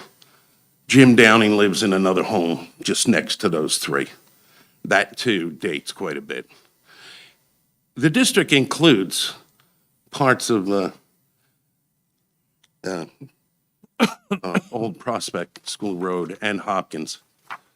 And if you drive just down to there, you'll see those homes along there are just as historic as ever. The newer homes that are being shown here is, of course, they would, that it's not historic. The historic district moves up, not quite as far as the Homestead Restaurant, for those of you who live here and know it. But it does move southbound beyond the proposed meeting house. The meeting house is quite historic. It was almost abandoned like the other properties that have new homes on them because it was just about to fall in and rescued and restored to what you see. It was a meeting house for the Monroe District. Next door to it, if you go out and any of you take the look, it's the yellow home right next door. Is quite historic in itself. Acted as a postmaster place until it was consolidated here in town, right here at the post office. Like I tell you what, it's still viable, and the train still comes through, though there is no passenger service. In its day, brought passengers that came far outside of what is the historic district. Carriages and later on motor carriages from the Downing property would pick people up, bring them up to the Stone House, which was a vegetable stand, would take them over to the Homestead, was your general store, and usually took them to the Lake Cornell area. All right, enough about the historic district. But the codes are here, and the sign violates at least 5 of them. And there is a reason why. The sign's it's a monstrosity to begin with. it far exceeds the square footage. Okay, it should be 12 square feet. I don't know where this is, but I have pictures of the sign. It's 8 by 6, and we're even shorting the 4 inches on each side, which by the code states you'll include the top to it. I don't know, I come up with 52.7 square feet. It's mammoth, very mammoth. The top half is actually going to be LED lit, straight white light. The bottom half will be the digital. How you're gonna modify it, sir, is beyond me. I have no idea how you're gonna make that look to fit in with the church, which is quite historic. And, the property itself is not really part of the school, though Mr. Elliott does rent it to the school. It's the single room. Even behind there, the parking lot, which is also used, rented by the school, it's from 2009, when the school was put in, a special subdivision was also made to give Mr. Elliott the opportunity to have that small parking lot. Because if he was going to, rent businesses, there's no parking.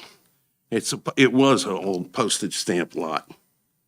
There'd be no parking, nowhere to stay.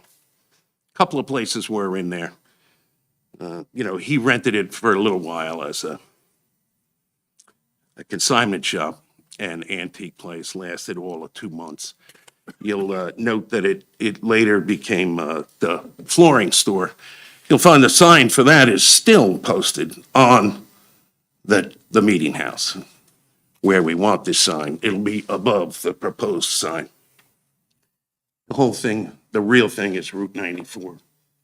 You don't live out there, you should take a ride. The area is dangerous. It's very dangerous. I know it's a state road. There are no sidewalks. There are no shoulders. None. None. Take a ride over there. You don't keep 2 hands on the wheel? Okay, it only takes 1 tire to fall off the pavement. That's where the car is going. It's actually, the sign will be a traffic distraction, right? And a road hazard. It's bad enough. There is the school sign went in. It's there on the property. Did anybody get a picture of that? I have one for you here. I'd like to submit. Sorry, would you have a picture of the school sign? The existing one Oh, okay, sure. that is well complying with the area. Beautiful. Nobody objects to it. How much more could you ask as a wood sign? Stained brown background. You got gold paint inlay on the lettering. Nobody complains because finally it tells what is actually back there. You have no idea how many people for years asked me, what's going on back there? Elise, can he submit that legally If with the it? board would like to see it, yeah, we'll mark it as We'll mark it then? 01. Sir, Actually, I have sir, two- can you bring it to our attorney? She can mark it as evidence. Thank you, Corey. Sure.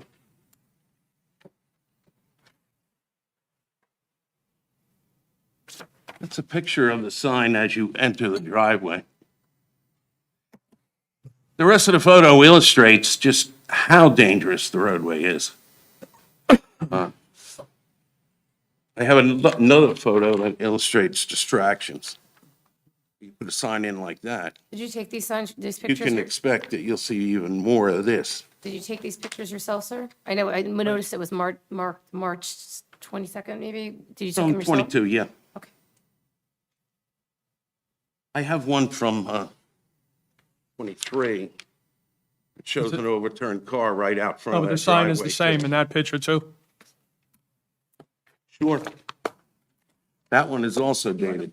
Want me to mark this one as well? Yeah, thank you, Elise. There is no room for distraction in the area.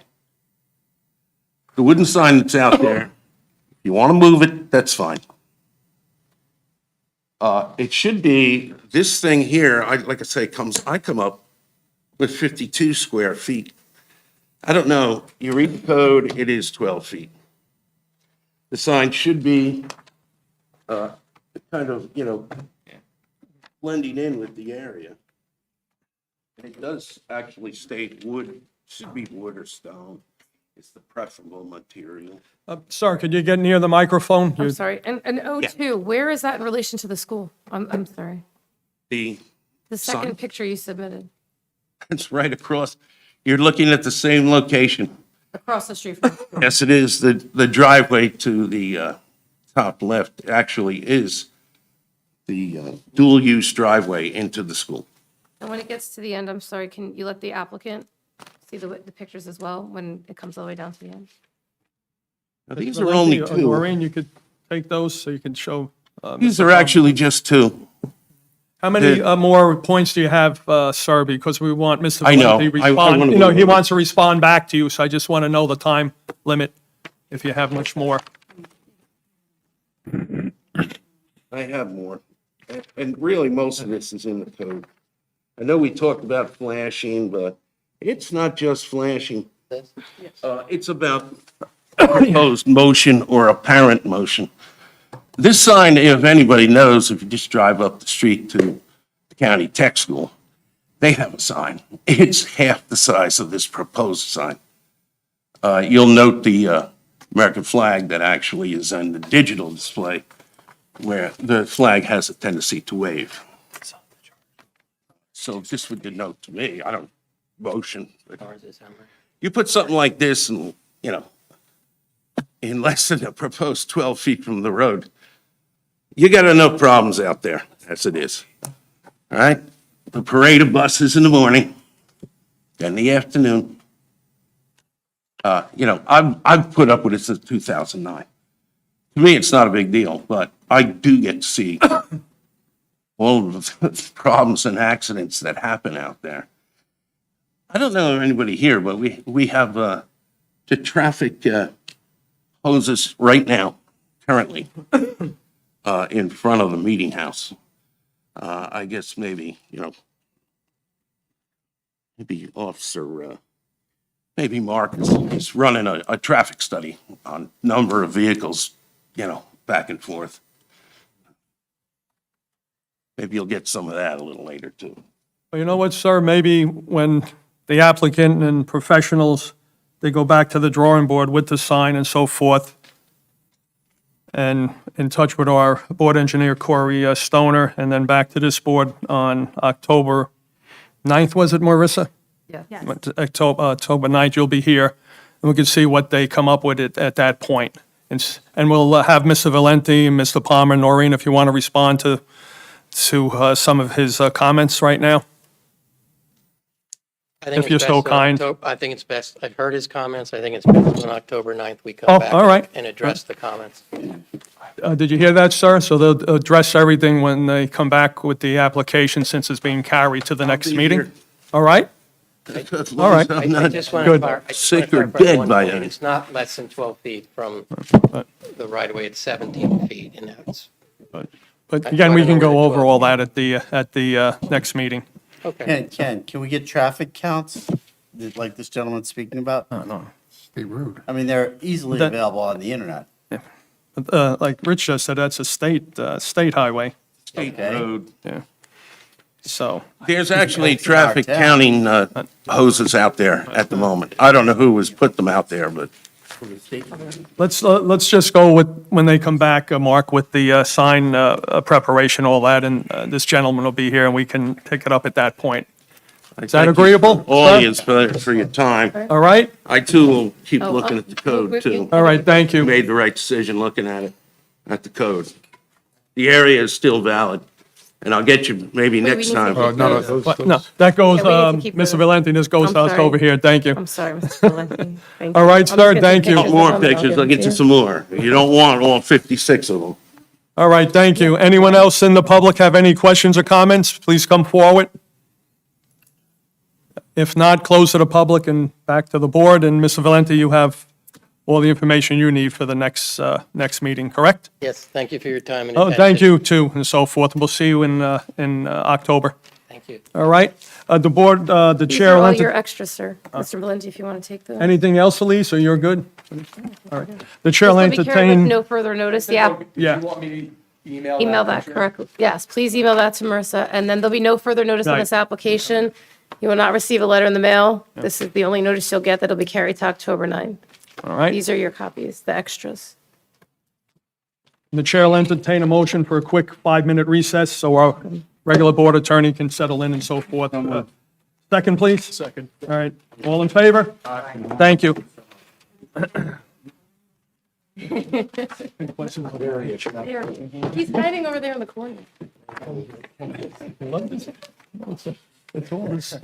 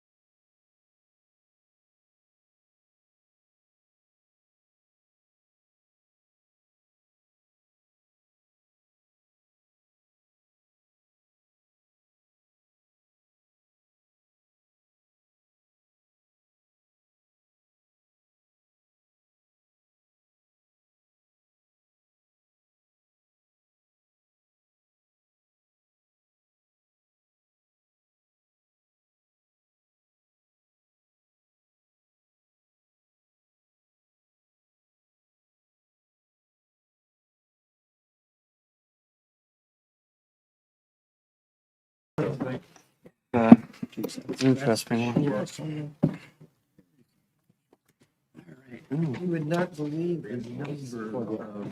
You have to let me know the next time, Rich. You gotta say, Ken, you're just too sloppy. You need a blank page. What is that, your? That's the notes. Don't make- Conditions and everything on the thing, you know. That's why so many tickets were dismissed. They couldn't make those quick. Dismissed, dismissed. Gotta I let you know. can't do anything about it anyway. Can we start without Mark? Yeah, let's get going. Excuse me, Glenn, can we start without Mark or not? Yes, sir. Oh, we can? Chair will entertain a motion going back into public hearing from the board. So moved. Second, please. Second. All in favor? Aye. Thank you. Chairman, since you're down a member for the moment, you have other business that you have to conduct too, right?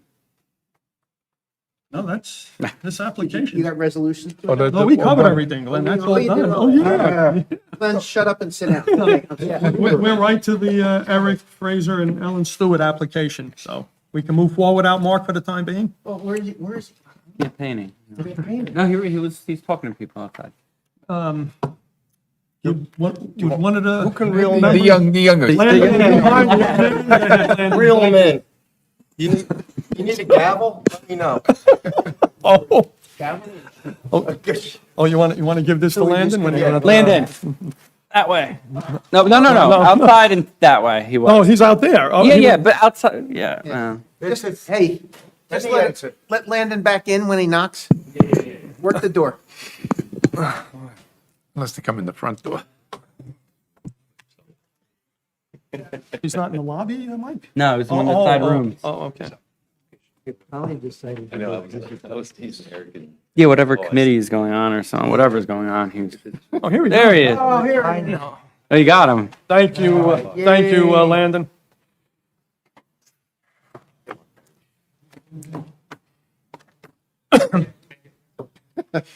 Can't start without you. Go a long way. Yeah, I was gonna say, you may knock some, not the presentation down. All right, application 924, Eric Fraser and Ellen Stewart for C variance relief. How can we help you? Good evening, Mr. Chairman, members of the board. My name is Todd Hooker from the law firm of Baskin and Hooker right here in Sparta. We represent Mr. Fraser and Miss Ellen Stewart. And their home is at 508 West Shore Trail. We're here tonight on an application seeking variance relief. Just turn it up a little louder, buddy. Yeah, if you can speak a little. Want to make sure we get you on tape. And then, sir, before we go any further, do you and your applicant object to any board members that reside in Lake Mohawk from hearing this application? All right, thank you. And the same format we'll have, like we had for the last application, you'll present your application, and after you're finished, we'll have our board professionals with any comments and questions, and then back to the board members themselves for comments and questions. Yes, sir. We hope to move through as quickly as possible. Thank you. Given the hour. So, again, the property address is 508 West Shore Trail in Lake Mohawk. You don't need to hear me talk anymore. We have three witnesses, potential three witnesses with Mr. Jason Dunn from Dexter Associates, Paul Ashworth, the architect, and then Mr. Fraser can testify as well about some of the things that Mr. Stoner had in the letter. And we'll try to address those with this testimony. So without further ado, I got Mr. Jason Dunn here. I think he's already been recognized by this. Yes, we already qualified him earlier. That's okay, right, Glenn? Or we have to do it You're again? still under oath. You still got to tell the truth, and your license didn't expire in the past 20 minutes. All right, and just to really cut to the chase here, you did receive a copy of a report from, I think it's Dave? It's David. From Dave, David, yeah. dated July 12th, 2024, right, Jason? Yes, And it read like a novel, didn't it? yes, pretty. Okay, point by good. point. That's all you had to say. All right, thank you, Glenn. Continue, please. All right, Mr. Dunn, would you please describe the site and the seven bulk variances we're seeking relief from? Sure, I put up the board, the plan in front of the zoning board here is the same plan that was submitted. It is a single-family home, existing single-family home on a lot in Lake Mohawk. in the R3 zone. The applicant proposes to add a level and do interior renovations and put an addition on to accommodate an interior stairwell for the home. The number of bedrooms will not change. The lot size is 8,536 square feet, and the width is 60 feet, and the depth is about 141 feet between the street and the lake. The house addition itself and the attic level is not going to exceed the existing footprint. The second story will not run over the side yard setbacks or go over the side yard setbacks. The existing condition of the first floor and the ground floor, it does violate the setback, which I'll go over now. The right yard setback is 8 feet minimum required, and the existing condition is 7.5 feet. Left side setback is 7 feet, and the total yard setback is 14.5, where 20 minimum is required. The lot width minimum is 80 feet, and the existing is 60 feet. We're not proposing to change that. And impervious coverage maximum required is 25%, and existing and proposed is at 35.3%.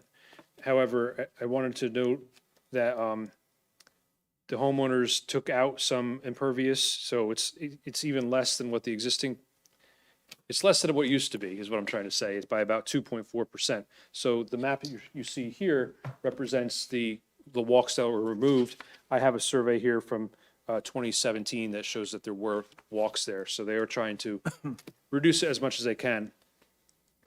And the impervious coverage is actually going down with this application, correct? Oh, yes, it is going down. It is going down. Sorry. It's Not now currently at 36.7, correct? I think for the record, come on, Jason, let's get this. And nice Mr. Hooker, clear. if you could speak a little louder too when Yeah. you're I commenting. apologize. You got 35.3% impervious. Proposed. Yeah. And excuse me, Glenn, the three variances you're looking for, the impervious coverage, building coverage, dwelling, and the rear yard setback for deck, correct? The That's other right. ones are all Those are the new existing. variances, right. which Right, would- yeah. but is it existing or is it proposed? Because you just said it's being reduced by 2.4%. So is it less than the 35.3? Yes. No, this, sorry. What was the question there, Glenn? The 35.3, according to the plan, 35.3 is the proposed impervious coverage, or existing is at 36.7. All right, well, it doesn't, okay. So it actually went down a little bit, but it still did not go down to meet the 25% All right, required by so the the zone. existing is 36 point what? 7. Okay, I just want to make sure that the maker of the motion gets the facts straight, so he only has to do it once. Thank you. Sorry for that confusion. That's okay.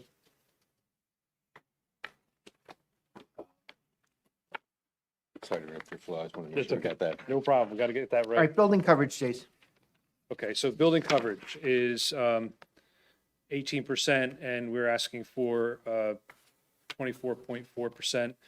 And a distance to the rear yard setback to a deck is required to be 35 feet, and we're asking for 32.9 feet. And then you're making note, like our board attorney said, on impervious coverage, the 36.7, correct? Yes. Correct, all right, thank you. And you're reducing the building coverage No. by Yes. 24.8 to The 24.4. building coverage is also being reduced from 24.8 to 24.4. Right. So we're reducing impervious and building coverage by adding the addition. Mixed up, sorry about that. So yes, the building coverage is being reduced as well. The existing is 24.8, and we're reducing it to 24.4. All right, go ahead. So we're asking for variances on these proposed conditions. I've looked at the site and reviewed the architectural plans. It's my opinion that this could qualify as a C1 hardship variance. The size has a reduced lot width, therefore it can't meet all the area setbacks. We're respecting the side yard in the added level and not encroaching any more into the side yard setbacks. As far as the coverage goes, there's really no more impervious coverage that we could take away to further improve that. And same with the building coverage. The board will see when the architect presents that this is a real improvement to what's there today. And I think that it fits into the neighborhood. Then, I don't have any further questions. all right, the architect then? Yeah. Please come forward.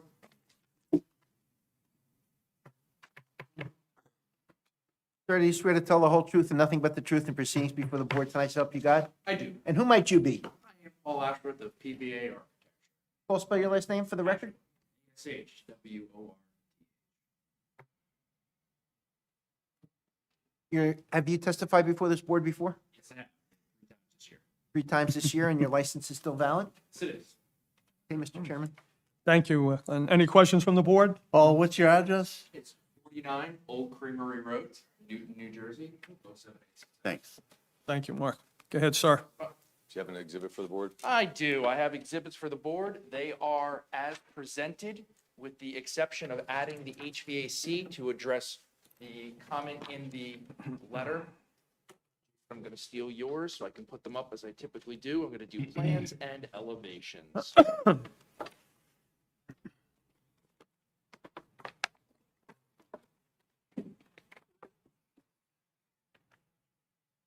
Which one of these has the, Yep. the additions? The one Boys, down here? there's no way that that tape can be picking you up. I was just asking him a question. Yeah. Corey, move that mic over near them behind you. No, the one behind you. Is it picking me up at this volume? That volume is good. Okay, just so I know. Thank you. So, yeah. So do you want me to mark these now, A1? If it hasn't been submitted, It yes. has not been submitted because I added the HVAC unit on this one so that you could see where it would. All right, so mark that as A1, please. Got it. And how are we going to identify that? A1 of sheet A 2.1. And that was prepared by you, sir, right? Yes, it was. Okay, go ahead. There we go. So I'm going to start off with the floor plans first, and what I've always done is existing and proposed. So you can see the existing basement here, and this is the rear of the lake. You'll notice the blue line, which is actually the setbacks from Dykstra's plan, so you can get references to where you are. The plan was, it's got a kind of a step basement. A lot of these Lake Mohawk houses do, where they've got a little bit of retaining wall. We were planning on taking that out and repairing or extending the foundation in these areas to get a fuller basement. Family room with a little kitchenette so that you can have usage to the lake. Stair coming up, and the addition of that stair that Jason was talking about in the back corner is right here. Coming up to the main floor. You can see that is the edge of the existing residence, and it matches all the way across. But what we've done is there's the bump for that stair. That's basically a 3-story stair, basement, first, second floor. We've opened it all up for the living room and the dining room with full glass, and you can actually see it on that left rear elevation. And the master bedroom and bedroom stay on the first floor. The garage still stays here, and we just got a mudroom that carries through. And on the top floor, which is mentioned in several of the engineering memos, is at the back of the lake. There are 2 offices, and I'm sure that the owners will testify that they are fully work-at-home employees. So we've got full glass and a bunch of work to make sure that they were equally spaced and equally sized for both of the applicants here. And then the master bedrooms up here with a master closet and a hallway. It's actually really what it is. It's just their office level and their bedroom level. For the elevations, what we did here to make it really clear is there's, again, the blue lines which match the plan. That's the setback, and it's also to show you that when we did the addition to the second floor, we respected and stayed within the setbacks. First floor obviously stayed the same. We just basically opened it up with glass. You can see the elevator, the air tower on the left side. To answer one of the questions, hey, where are you going to put the HVAC? I did not put it on the original plan. That's why I did it. They will be doing mini splits off of here. We're assuming there's about 8 to 9 heads. They'll all be served off of one Mitsubishi split unit. You'll see that's about the exact size, and that's where we would put it. So it would not be engaged on the ground because you've got the opportunity for this kind of like, 1 on 12 low slope roof from the existing to the new addition. We would put it there. It also shortens all the runs mechanically.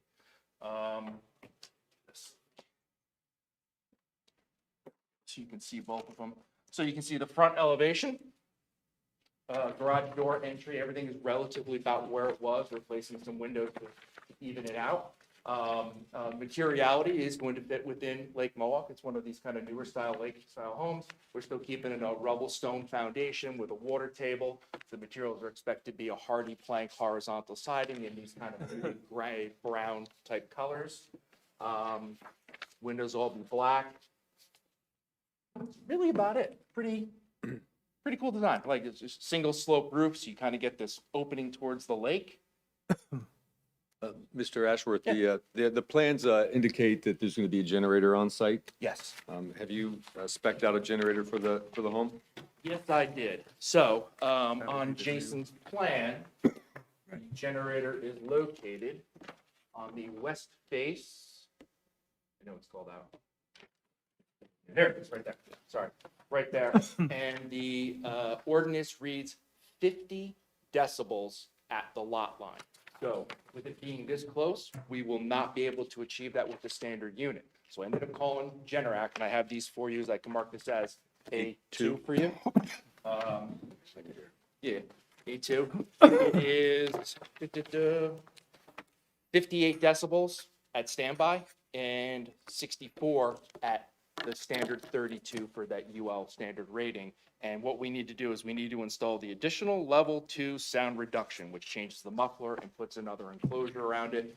The generic rep said, whatever you guys need it to be at that distance, they design it. Basically just gets thicker baffling to quiet it down.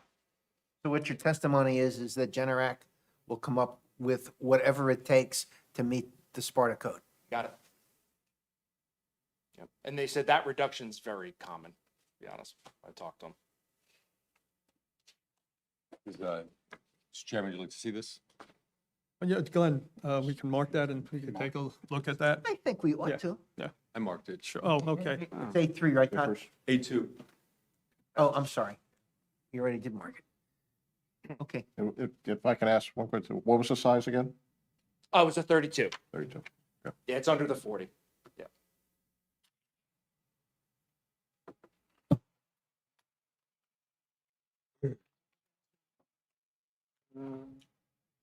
Oh, you're welcome. Oh, it is powered by natural gas, which they do have into their home. They brought in, they did the swap over last year, whenever it was. Yep, it's be natural gas, there'll be no propane tanks or anything else outside.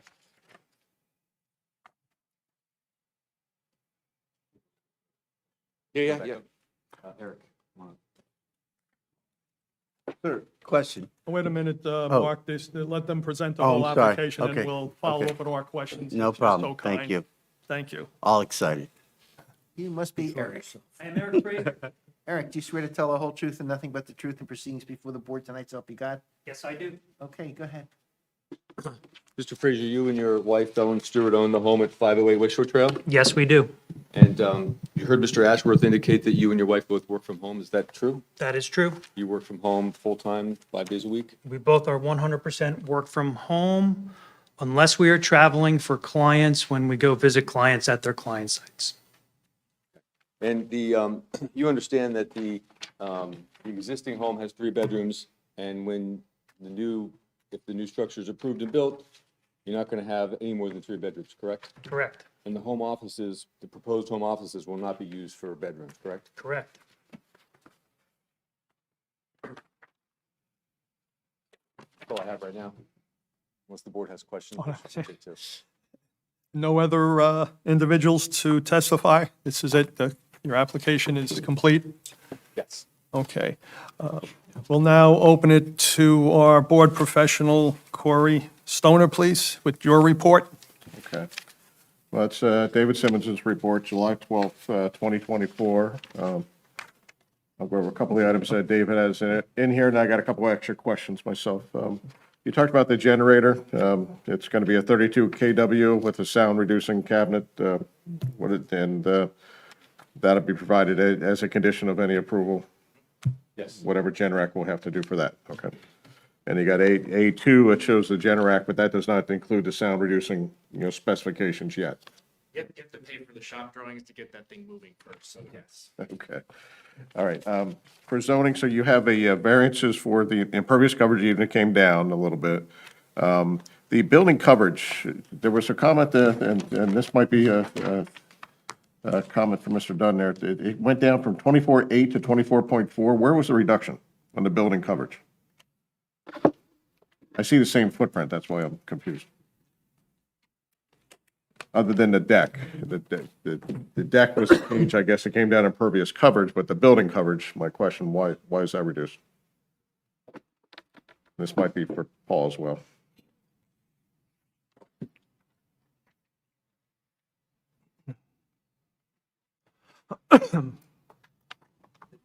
So you understand that deck was impervious. It was solid. So Okay. when I can show it on here. So it's a little hard, but you see the distance of the depth of the proposed here versus the fatter depth of the deck. We pulled it back. Okay. That's what we did. So the reduction's related to the deck in the back of it? Front face got pulled back. We had to stay within those limits, and we pulled that back, and I played the game of getting the square footage to the stairwell to work. The board understand that? Yeah. That piece Yes, in the back, Corey. that's, Thank you. that clarifies that question, thank you. Thank you. And the rear yard setback for the deck is 32.9, and that needs to be 35. There's a number of existing nonconformities with the structure. I think it's important to point out to the board, the right side setback 7.5, the left side 7.0. The building's been, even though you put a second story, technically if you put a second story over the full structure, you would be getting variances for the setbacks, but you set back the second floor. Can you explain what you did for that? Yeah. So the best one is to use this rail elevation. So that face where my pen is and that face where my pen is, that's the existing residence. The dark blue line is where we set it in and had to do a lot of work because this is all clear spanned, as you see, with trusses, already worked with the truss manufacturer to figure out the depth and the support because it's carrying all of that load, not just the floor load. Important part for the board, because you have in your ordinance, it's 8-foot minimum and 20-foot total. So they brought that top portion, according to their site plan, if you look at, there's some dotted lines on the site plan, which shows 10 foot each side so that they meet that requirement. So they do not need a variance for side yard setbacks. The HVAC system, they discussed, the fuel system is natural gas. I would ask that the variance plan be updated with all the underground utilities for water and natural gas. They're not shown on the plans today. Is that, any objection to that? No. Okay. The septic system, there's a septic system on the property. I have not had a chance to look at the septic records. Is the septic system designed for the 3 bedrooms? Mr. Fraser can address that. Yes, when we purchased the property, the septic system failed. Due to the size of the lot, we had to put in one of those advanced EcoFlow mechanical septic processing systems. That was put in before we closed on the property. It was part of the deal, and it gets serviced twice a year. When was that? The septic went in at the end of 2017. Any approval by the board would be prior to zoning permit. They'll have to get the approval from the Sussex County Health Department anyways as a condition of the zoning permit. So that can be a condition of approval that they provide proof of the health department that it's designed and satisfactory for a 3-bed and get this health department sign off. They're gonna have to sign off on it anyways, according to our zoning process. Storm drainage, that is not an issue. We have part of the code that talks about if we have an increase impervious coverage over 500 square feet, that have to do additional stormwater requirements. They do not. There is a trench drain in front of the garage. David had commented it doesn't show on the plans where that trench drain goes. Mr. Fraser can testify to that. Yep, that was existing when we bought the house. It drains into a PVC pipe that runs under the ground along the side of our house, and it goes through the seawall and into the lake. Can we have that added to the plans as well? Yep, Jason? Yes. Okay. The second floor, David comments on the, it's three-bedroom dwelling. They got two offices on the lakeside, shown on the lakeside of the dwelling. They are definitely, for the record, they're offices. There's no potential for them to be turned into bedrooms in the future. Correct. We are work-from-home employees. We are currently working in 2 very small bedrooms, and that's the reason why we need the extra space. We both are pretty much all day on virtual team meetings, and we need the space. We work with the architect to ensure that they are indeed designed as offices. There are no closets. They will remain offices.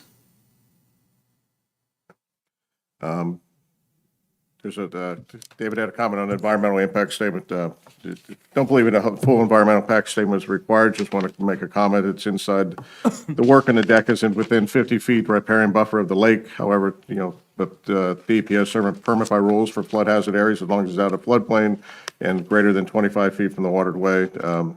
It qualifies for a permit by rules, so there's no DEP permits that would be required for that deck.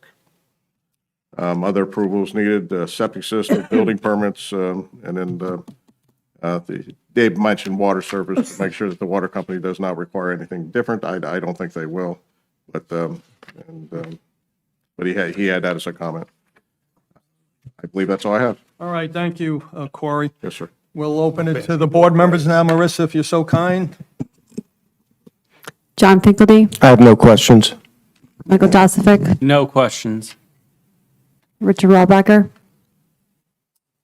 No questions at this time. Richard LaRufa, Just one quick question. You're showing a possible future elevator. Are you accommodating that in the size of the generator, or is that, because it's a little electric elevator, right? Yeah, okay. Bingo. A little hydraulic pump type deal releases if there's ever an emergency. Yeah, they're not gonna spend the money on it, but I put the closets so that they aligned. It's going to be a hydraulic elevator, not a electric? So they are, you ready for this? They're, the ones that you use residential are electric hydraulic. They have a little tiny pump that moves it, Okay. literally. That's it. But the generator is Yeah, sized, for it. okay. Yeah, yeah, it's a 32. You'd normally be around the 24 size. For somewhere around here, 22, slightly upsized. Okay, that's my question.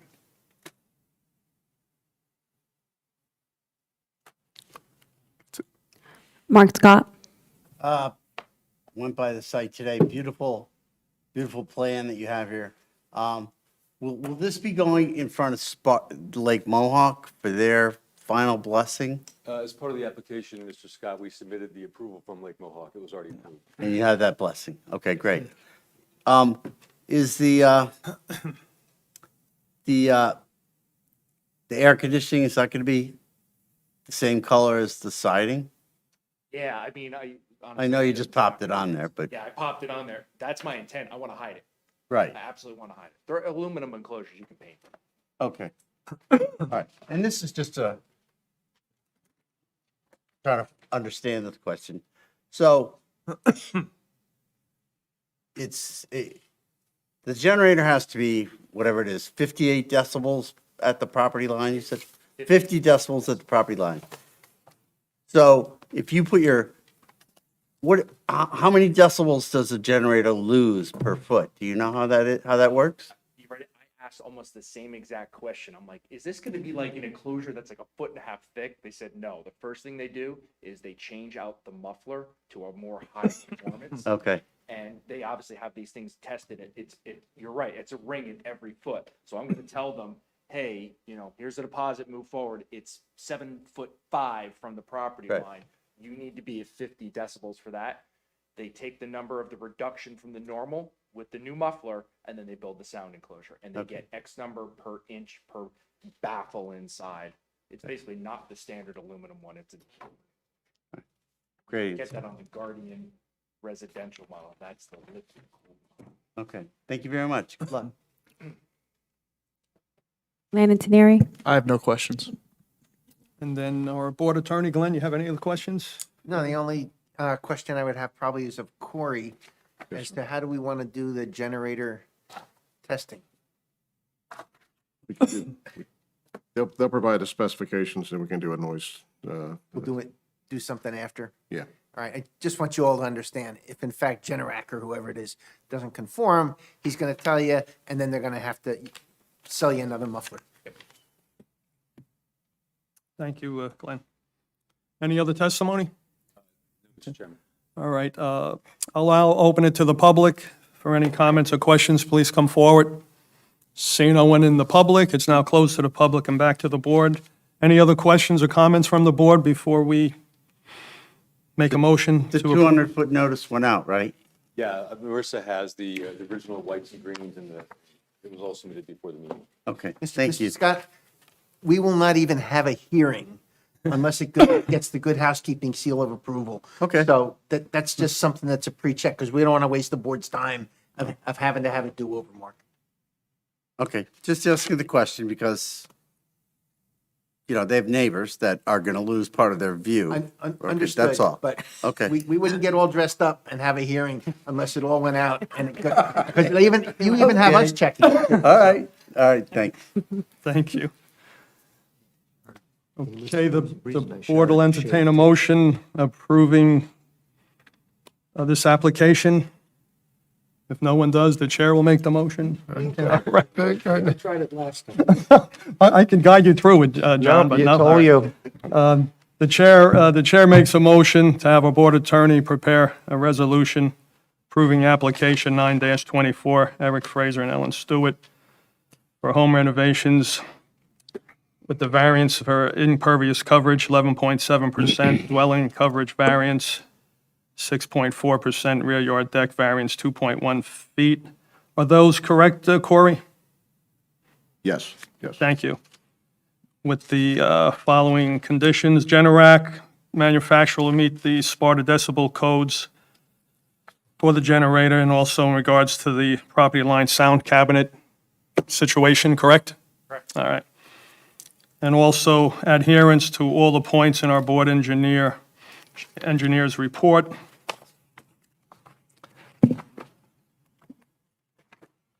And also the necessary approvals from Sussex County Health Department for the septic system, of course, Sparta Township construction officials, building permits, et cetera, and the Sparta Township Water Service. Also to provide as-built plans upon completion of the project. And this is according to all testimony and plans submitted here tonight. Do I have a second? Second. Any discussion? Chairman, just one question. Is it going to be new siding around, or are you going to do matching? Yeah, replace it all, replace it all. Okay. And roof materials will be matching? Yep, you got it. All right, thank you. Thank you, Glenn. Marissa, please call the roll. John Finkelty, Yes. Michael Joseph, Yes. Rich LaRufa, Yes. Richard Rawbacker, Yes. Mark Scott, Yes. Landon Tenieri, Yes. Chairman Kenneth Larry. Yes. Congratulations, the variance has been approved. Would you also like to waive your right to a written resolution? Yes, you'll get it. Just means you can get your permit. Yes, yes. Yes. Okay. Chair will entertain a motion approving that. So moved. Second, please. Second. Marissa. All in favor? Just do all in favor. No, I'm, you know me, Glenn. Marissa, take the vote, please, the roll call, please. You know me by now. I'm sorry, Glenn. Go ahead, Marissa. John Finkelty, Yes. Michael Joseph, Yes. Richard LaRufa, Yes. Richard Rawbacker, Yes. Mark Scott, Yes. Landon Tenieri, Yes. Chairman Kenneth Larry. Yes, again, congratulations. Thank you all. Thank you. Thank you. Good luck. Oh, wait, we, now, seeing no one else in the public for comments on items not on the agenda tonight, I make a motion to adjourn the meeting. Second, please. I'll second that. All in favor? Aye. Thank you. See, I do all ayes with that one. Take a roll call.